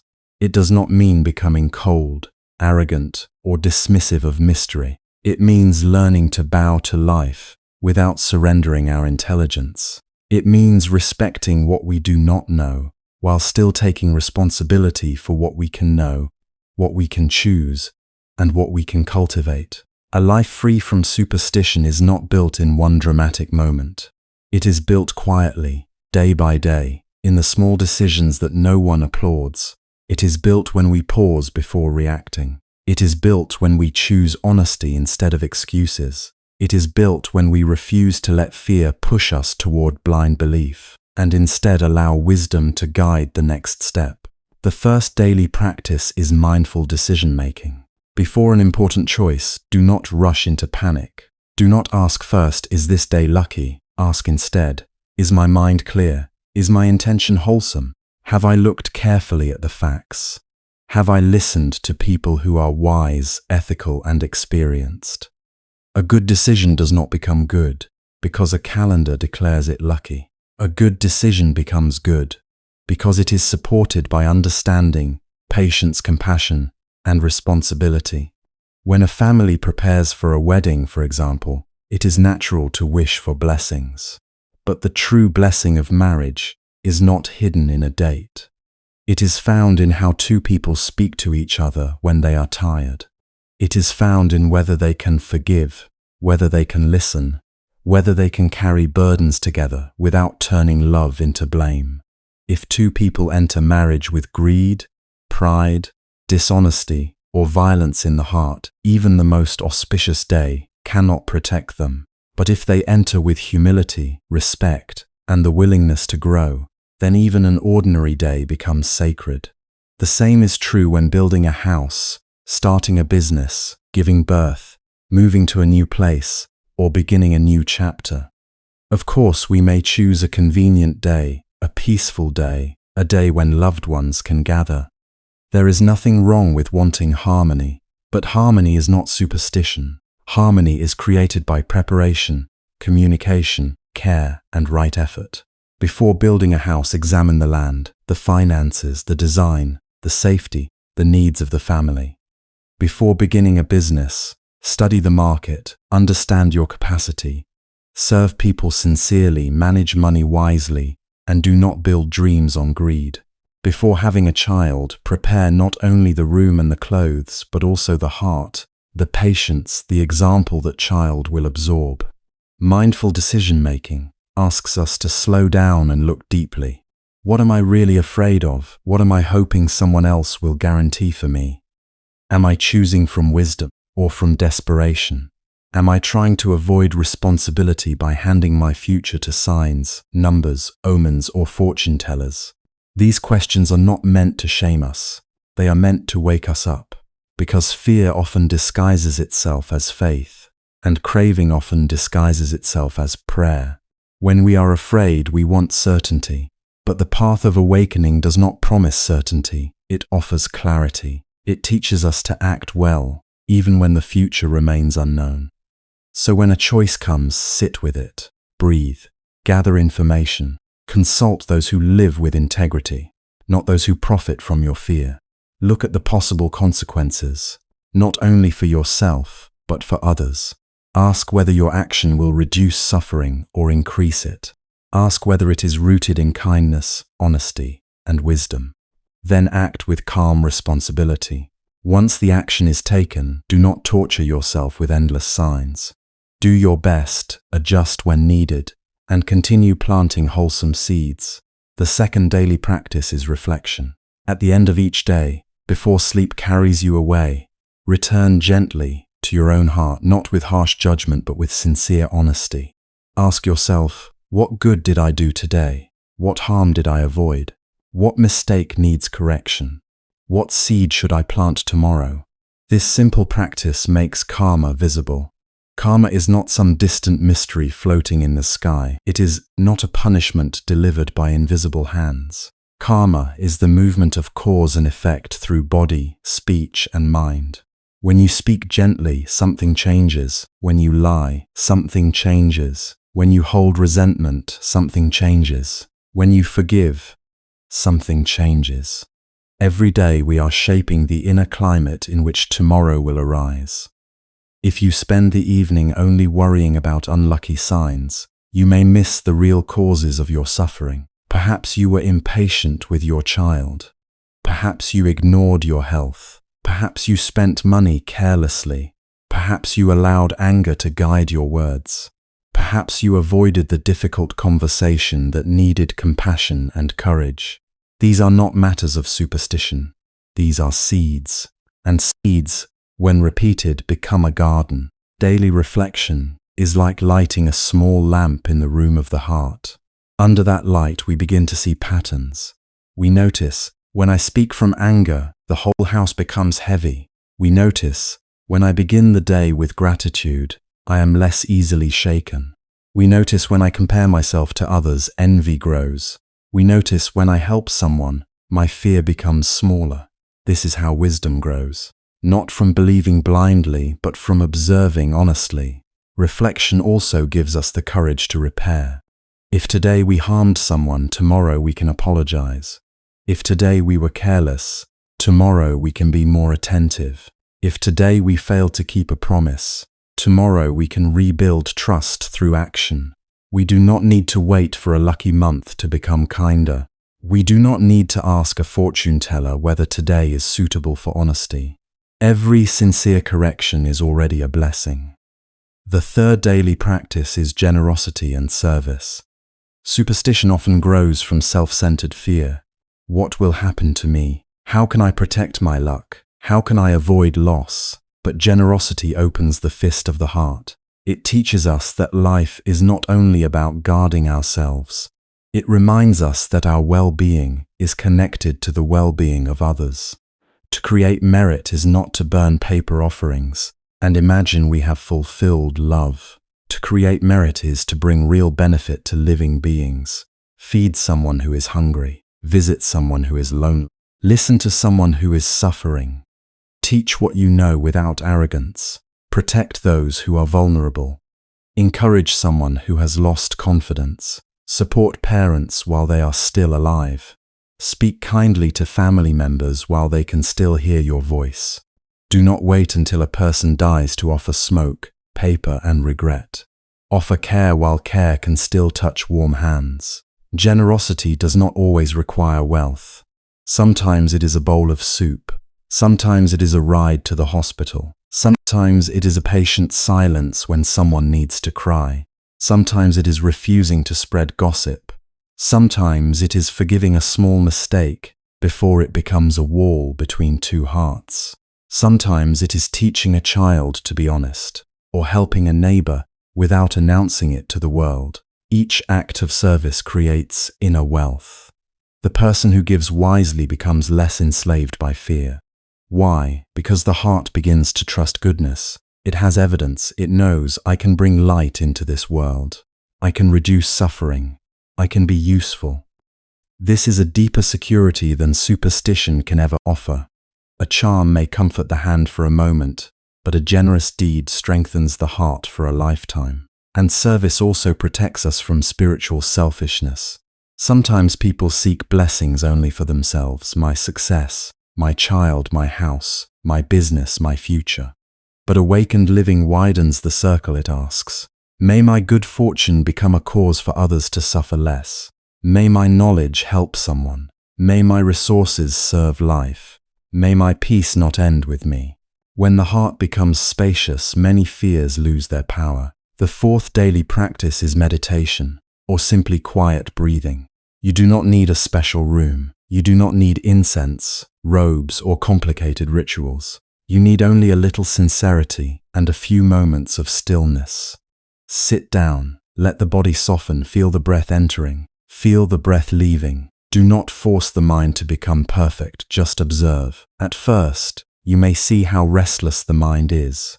It runs toward yesterday, it jumps toward tomorrow. It remembers a warning someone gave. It imagines a bad sign. It turns a small inconvenience into a dark prediction. This is not failure. This is seeing, and seeing is the beginning of freedom. When fear appears, do not immediately obey it. Name it gently. This is fear. When worry appears, know it. This is worry. When an old superstition rises, observe it. This is a thought I have learned. You do not need to hate it. You do not need to fight it. Just see it clearly. Many omens are only thoughts wearing dramatic clothing. Many anxieties are only waves passing through awareness. If you do not chase them, they rise, change, and fade.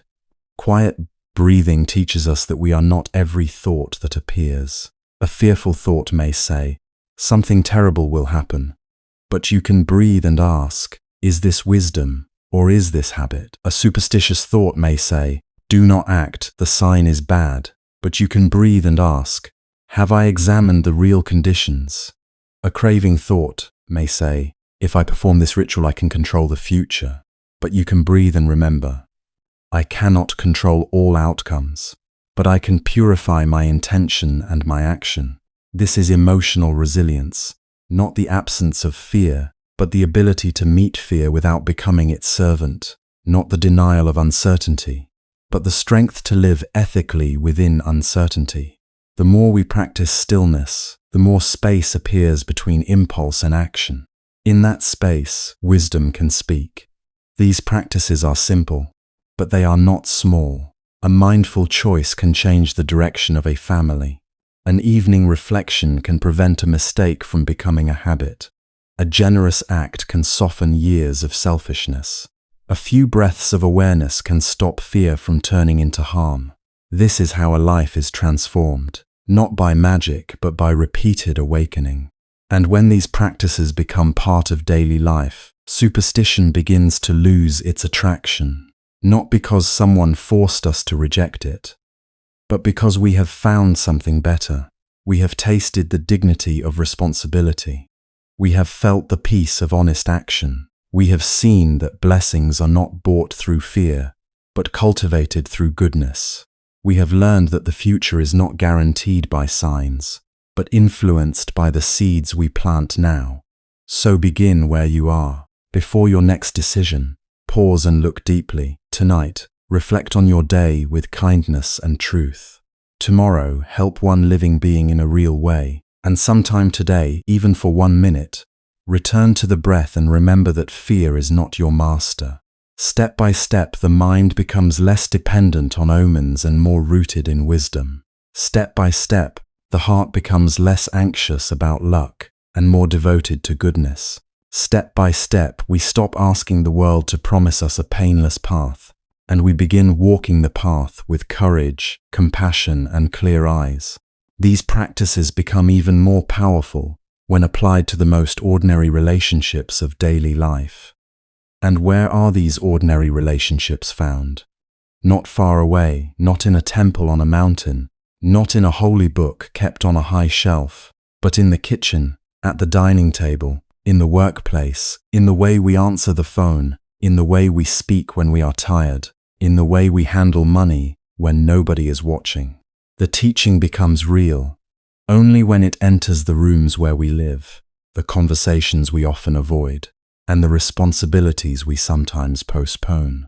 In family life, saying no to superstition does not mean becoming cold, dismissive, or disrespectful toward tradition. It means returning to the heart of what love was always meant to be. If we truly love our parents, then the most meaningful offering is not something burned after they are gone, but a bowl of warm soup when they are still alive. It is a patient visit, a gentle word, a hand held during sickness, a listening ear when they repeat the same old story for the 10th time. Many people are afraid that if they do not perform every ritual perfectly, the departed will suffer or become angry. But perhaps we should ask ourselves a more honest question. While they were here, did we make them feel loved? Did we speak to them with gratitude? Did we forgive them for being imperfect human beings, as we ourselves are imperfect? There is a kind of regret that no ceremony can completely erase. It is the regret of kindness delayed too long. A son who was always busy may later spend much money on offerings. But what his mother needed most was 1 afternoon of his presence. A daughter may arrange the most elaborate memorial, but what her father longed for was a simple conversation without irritation. So if there is someone still living whom we love, let us not wait for loss to make us tender. Let us practice devotion in the present tense. Let us care while caring can still be felt. Let us say thank you before the room becomes silent. Between husband and wife, superstition often appears in subtle ways. Some believe that choosing the perfect wedding date can guarantee a happy marriage. But if a good date alone could protect love, no couple would ever separate. A marriage does not survive because the calendar approved it. It survives because 2 people keep learning how to be honest without cruelty, patient without resentment, and loyal not only in public, but in the unseen moments of daily life. The auspicious day may bring guests together, but it cannot wash the dishes, calm the anger, raise the children, pay the bills, or apologize after harsh words. These things must be done by the people who made the promise. So instead of fearing that a wedding day was unlucky, we can ask a wiser question. What are we planting in this relationship today? Are we planting suspicion, silence, criticism, pride, or are we planting respect, forgiveness, humor, and care? The destiny of a home is shaped again and again by small actions. A soft answer can prevent a wound from deepening. A sincere apology can reopen a closed heart. A moment of humility can save years of distance. This is not magic. This is karma in its most intimate form. The seed of speech becomes the fruit of atmosphere. The seed of attention becomes the fruit of trust. With children too, we must be careful. Some parents worry endlessly about the year, hour, or sign under which a child was born, as if a child's future were sealed by numbers before the child ever had a chance to live. But if being born in a good year could create a good person, then no child born under that year would ever become cruel, lost, or unhappy.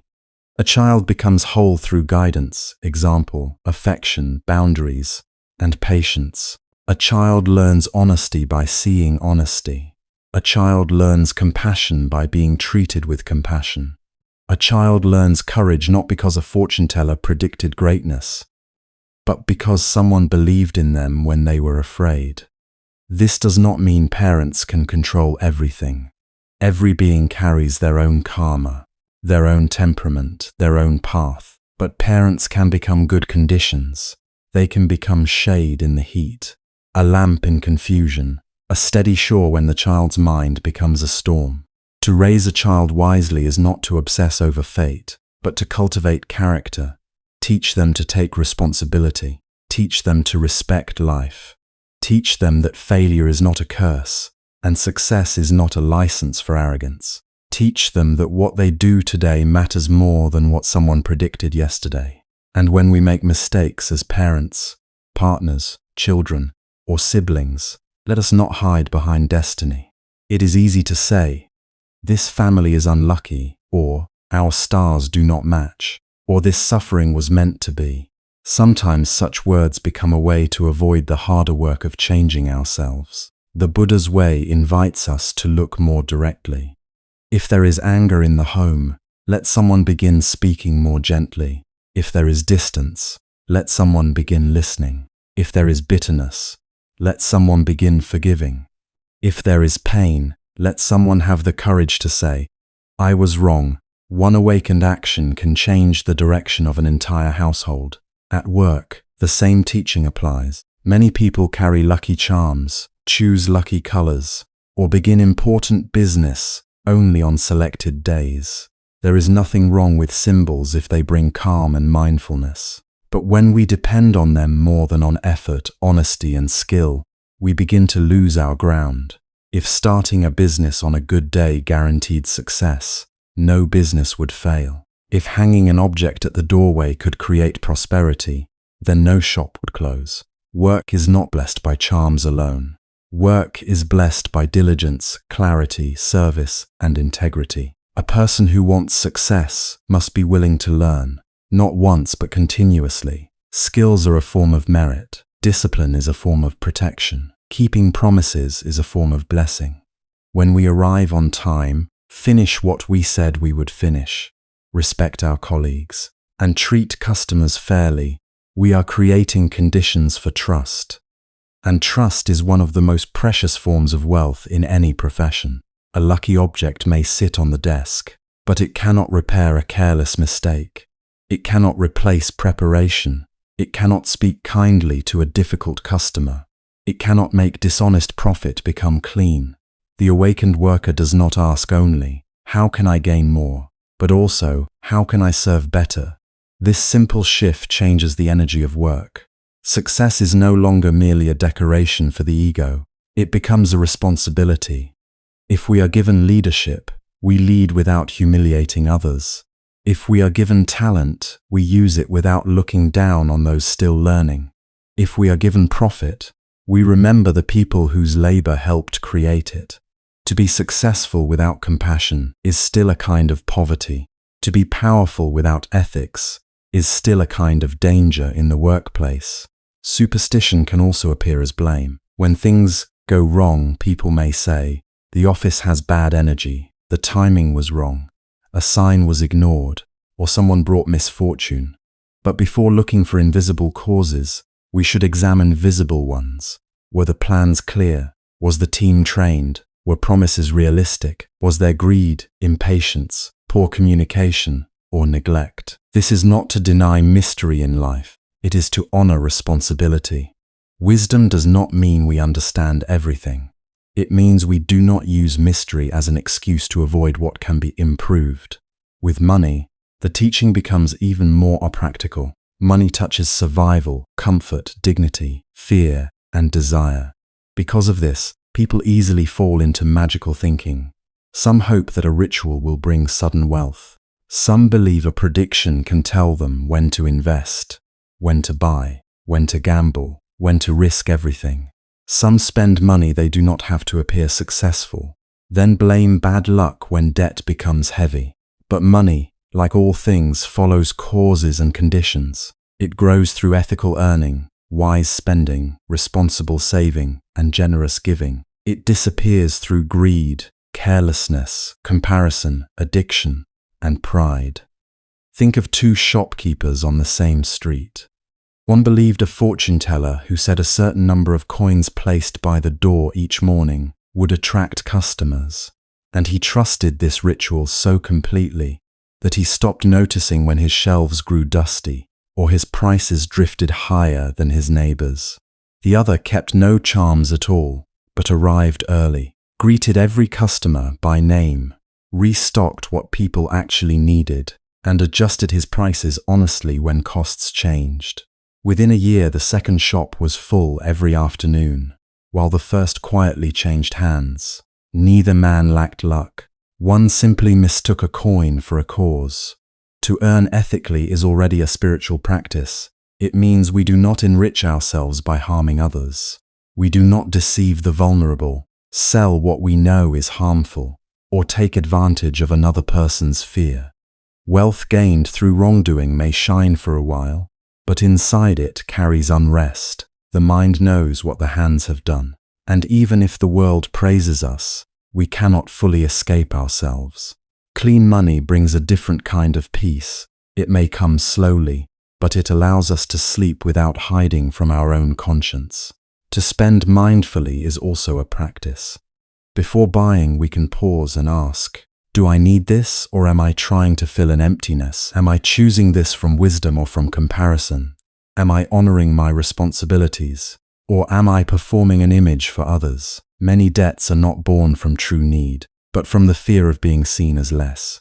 We see someone else's house, car, clothing, vacation, or celebration, and suddenly our own life feels small. Then we borrow, stretch, pretend, and suffer. But no amount of display can bring real dignity if the heart is restless. Simplicity with peace is greater than luxury with fear. Saving responsibly is not greed. It is care for the future. It is a way of protecting the family from unnecessary suffering. It is a way of admitting that life changes, health changes, work changes, markets change, strength changes. A wise person does not depend only on luck. A wise person prepares with humility. Preparation is not a lack of faith. It is respect for cause and effect, and giving generously keeps money from becoming a prison. When we share, we remember that wealth is not only for self-protection, but also for relieving suffering. Generosity does not require being rich. Sometimes it is a small amount offered with a large heart. Sometimes it is food, time, knowledge, attention, or encouragement. What matters is the loosening of selfishness. The hand that gives wisely becomes lighter. The heart that gives without showing off becomes wider. In this way, becomes not a master, not an idol, not source of fear, but a tool for living with responsibility and compassion. In community, saying no to superstition requires both courage and gentleness. It is not enough to free only our own mind. We must also be careful not to become another source of fear for others. When frightening rumors spread, we do not need to pass them on. When someone says disaster will happen unless people pay for a ritual, we do not need to feed the panic. When others are anxious, we can become a calm presence. A community becomes healthier when even one person refuses to profit from fear. But we must also avoid arrogance. Some people still believe strongly in fortune-telling, omens, and rituals because they are afraid, grieving, or searching for control in a painful world. If we mock them, shame them, or speak as if we are superior, we only create more resistance. Wisdom without compassion becomes another form of violence. The better way is to teach through example. Live steadily, speak kindly, make decisions carefully, admit mistakes honestly. Show that a life guided by ethics can be peaceful, strong, and deeply human. If someone asks for advice, we can speak gently. We can say it is natural to feel afraid. But let us also look at what can be done. If they are worried about a wedding date, we can remind them that love must be practiced every day. If they are worried about building a house, we can remind them to build with honesty, safety, and harmony.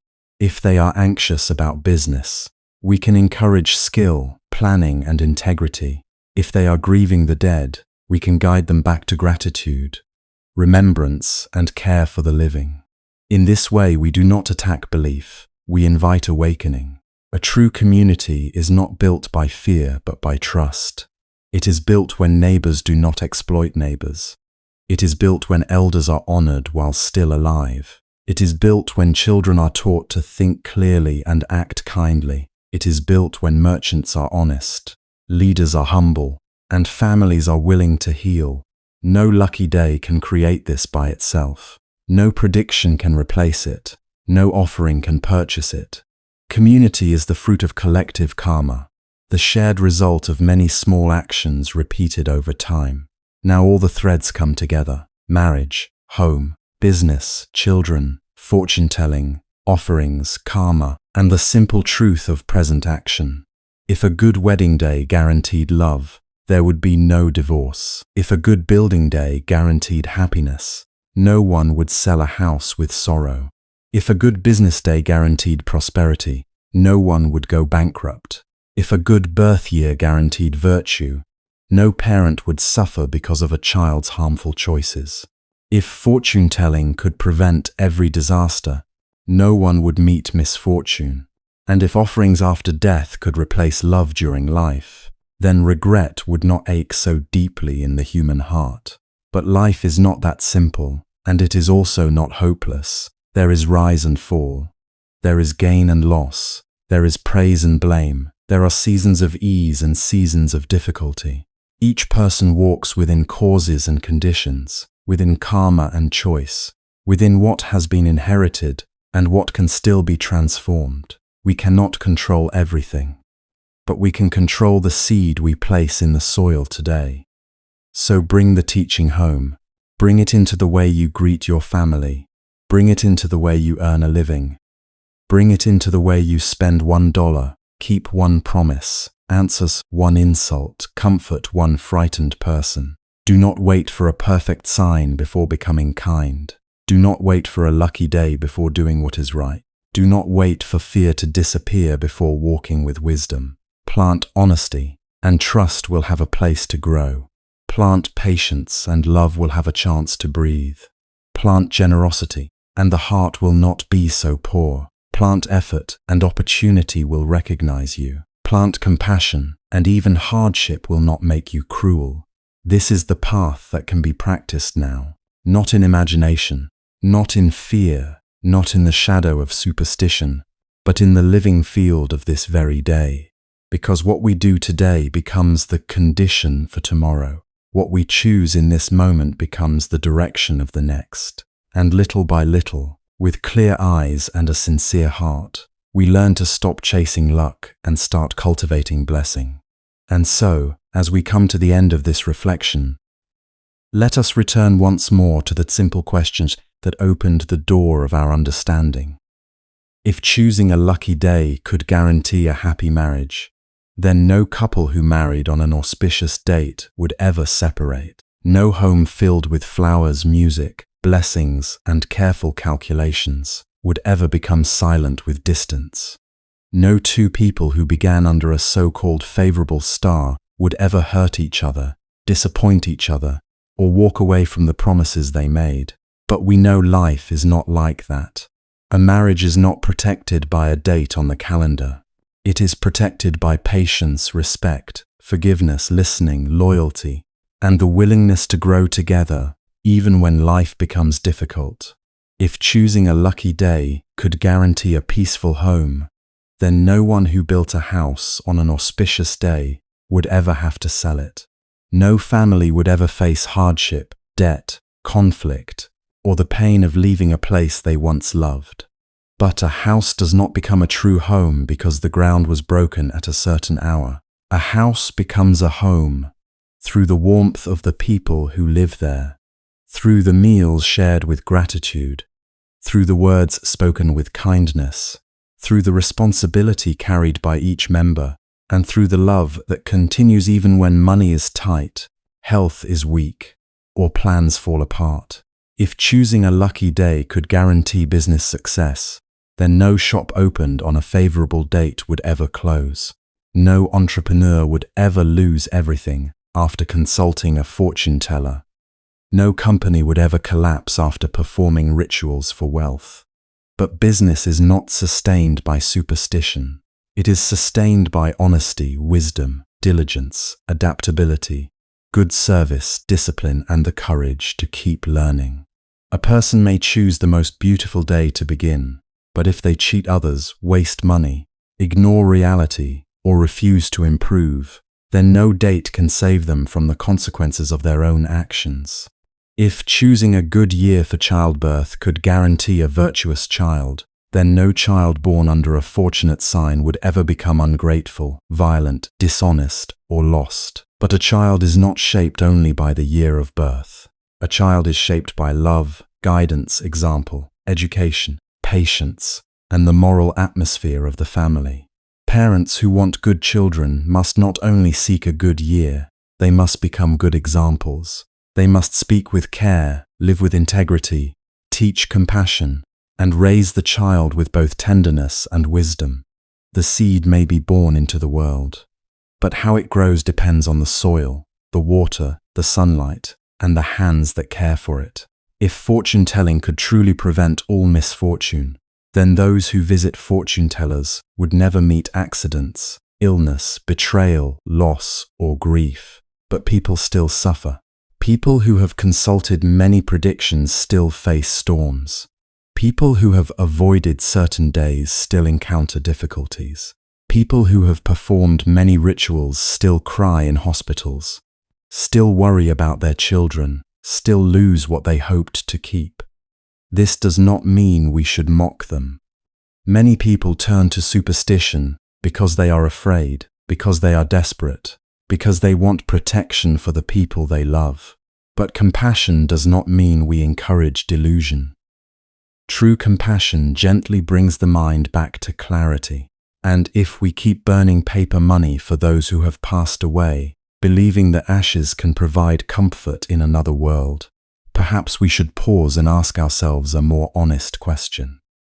While they were alive, did we speak kindly to them? Did we visit them? Did we care for them when they were sick? Did we listen to their loneliness? Did we offer rice, medicine, warmth, respect, and love while their hands could still hold ours? The deepest offering to our loved ones is not smoke rising into the air after they are gone. The deepest offering is sincere care while they are still here. It is filial love expressed through action. It is gratitude given before regret. It is a gentle voice, a bowl of warm food, a patient heart, a presence that says, "You are not forgotten." This is not a message of judgment. It is a message of awakening, because human life is fragile. Because time passes quickly, because fear can easily dress itself as faith, because when people feel powerless, they may cling to anything that seems to promise certainty. But the Buddha's path does not ask to live in fear of invisible signs. It invites us to see causes and conditions clearly. It teaches us to look at life with eyes that are open, not eyes that are frightened. It reminds us that nothing exists alone. Joy and sorrow, success and failure, meeting and separation, prosperity and decline, all arise through many causes, many conditions, many choices, and many results ripening together. There are seasons of abundance, and there are seasons of difficulty. There are days when doors open easily, and there are days when even a small step feels heavy. There are moments when we receive help from unexpected places, and there are moments when we must stand alone with courage. This is not because a calendar secretly loves or hates us. This is life moving through conditions. This is karma unfolding through body, speech, and mind. This is the world reminding us that everything changes, and that wisdom is not found in controlling every outcome, but in planting better causes wherever we are. So do not surrender your mind to fear. Do not hand your peace over to someone who claims to know your destiny. By looking at your face, your palm, your birthday, or the direction of your door, do not let another person's prediction become the prison of your heart.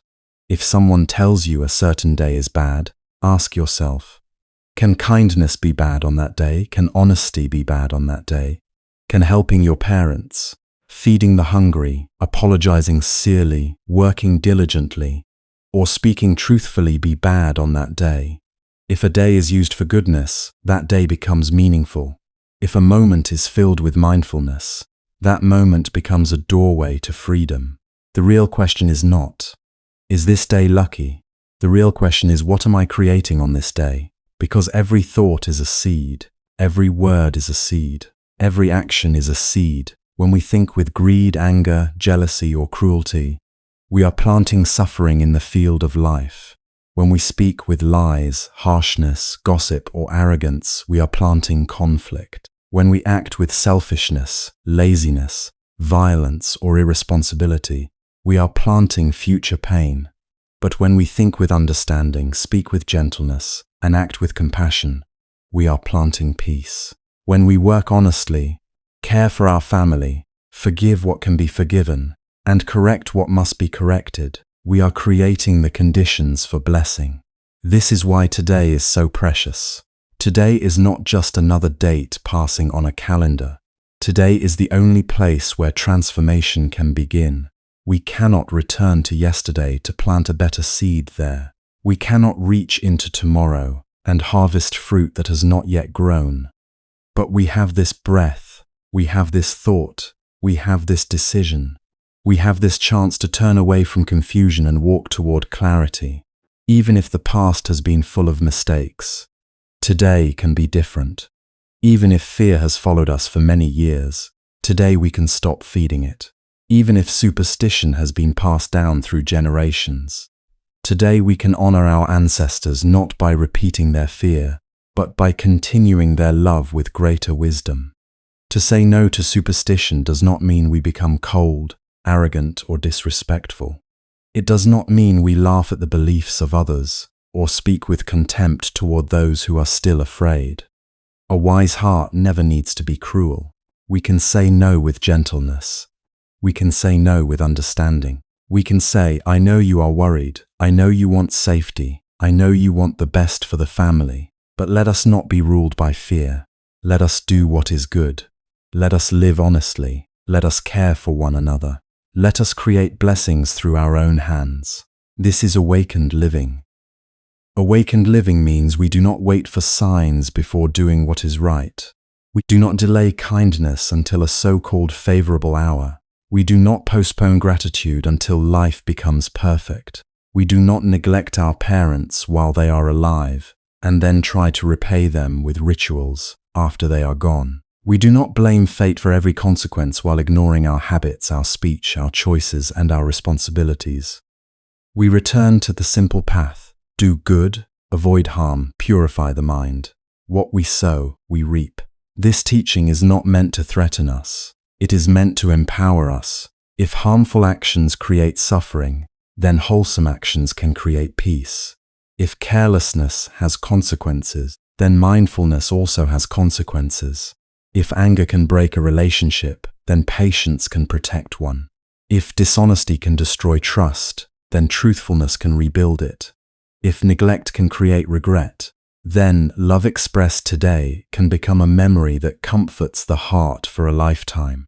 To understand the causes of the past, look at the fruits appearing in the present, not with blame, not with shame, but with wisdom.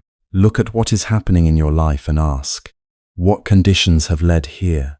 What habits have I repeated? What have I nourished? What have I ignored? This kind of reflection is not punishment. It is medicine. It helps us stop living unconsciously.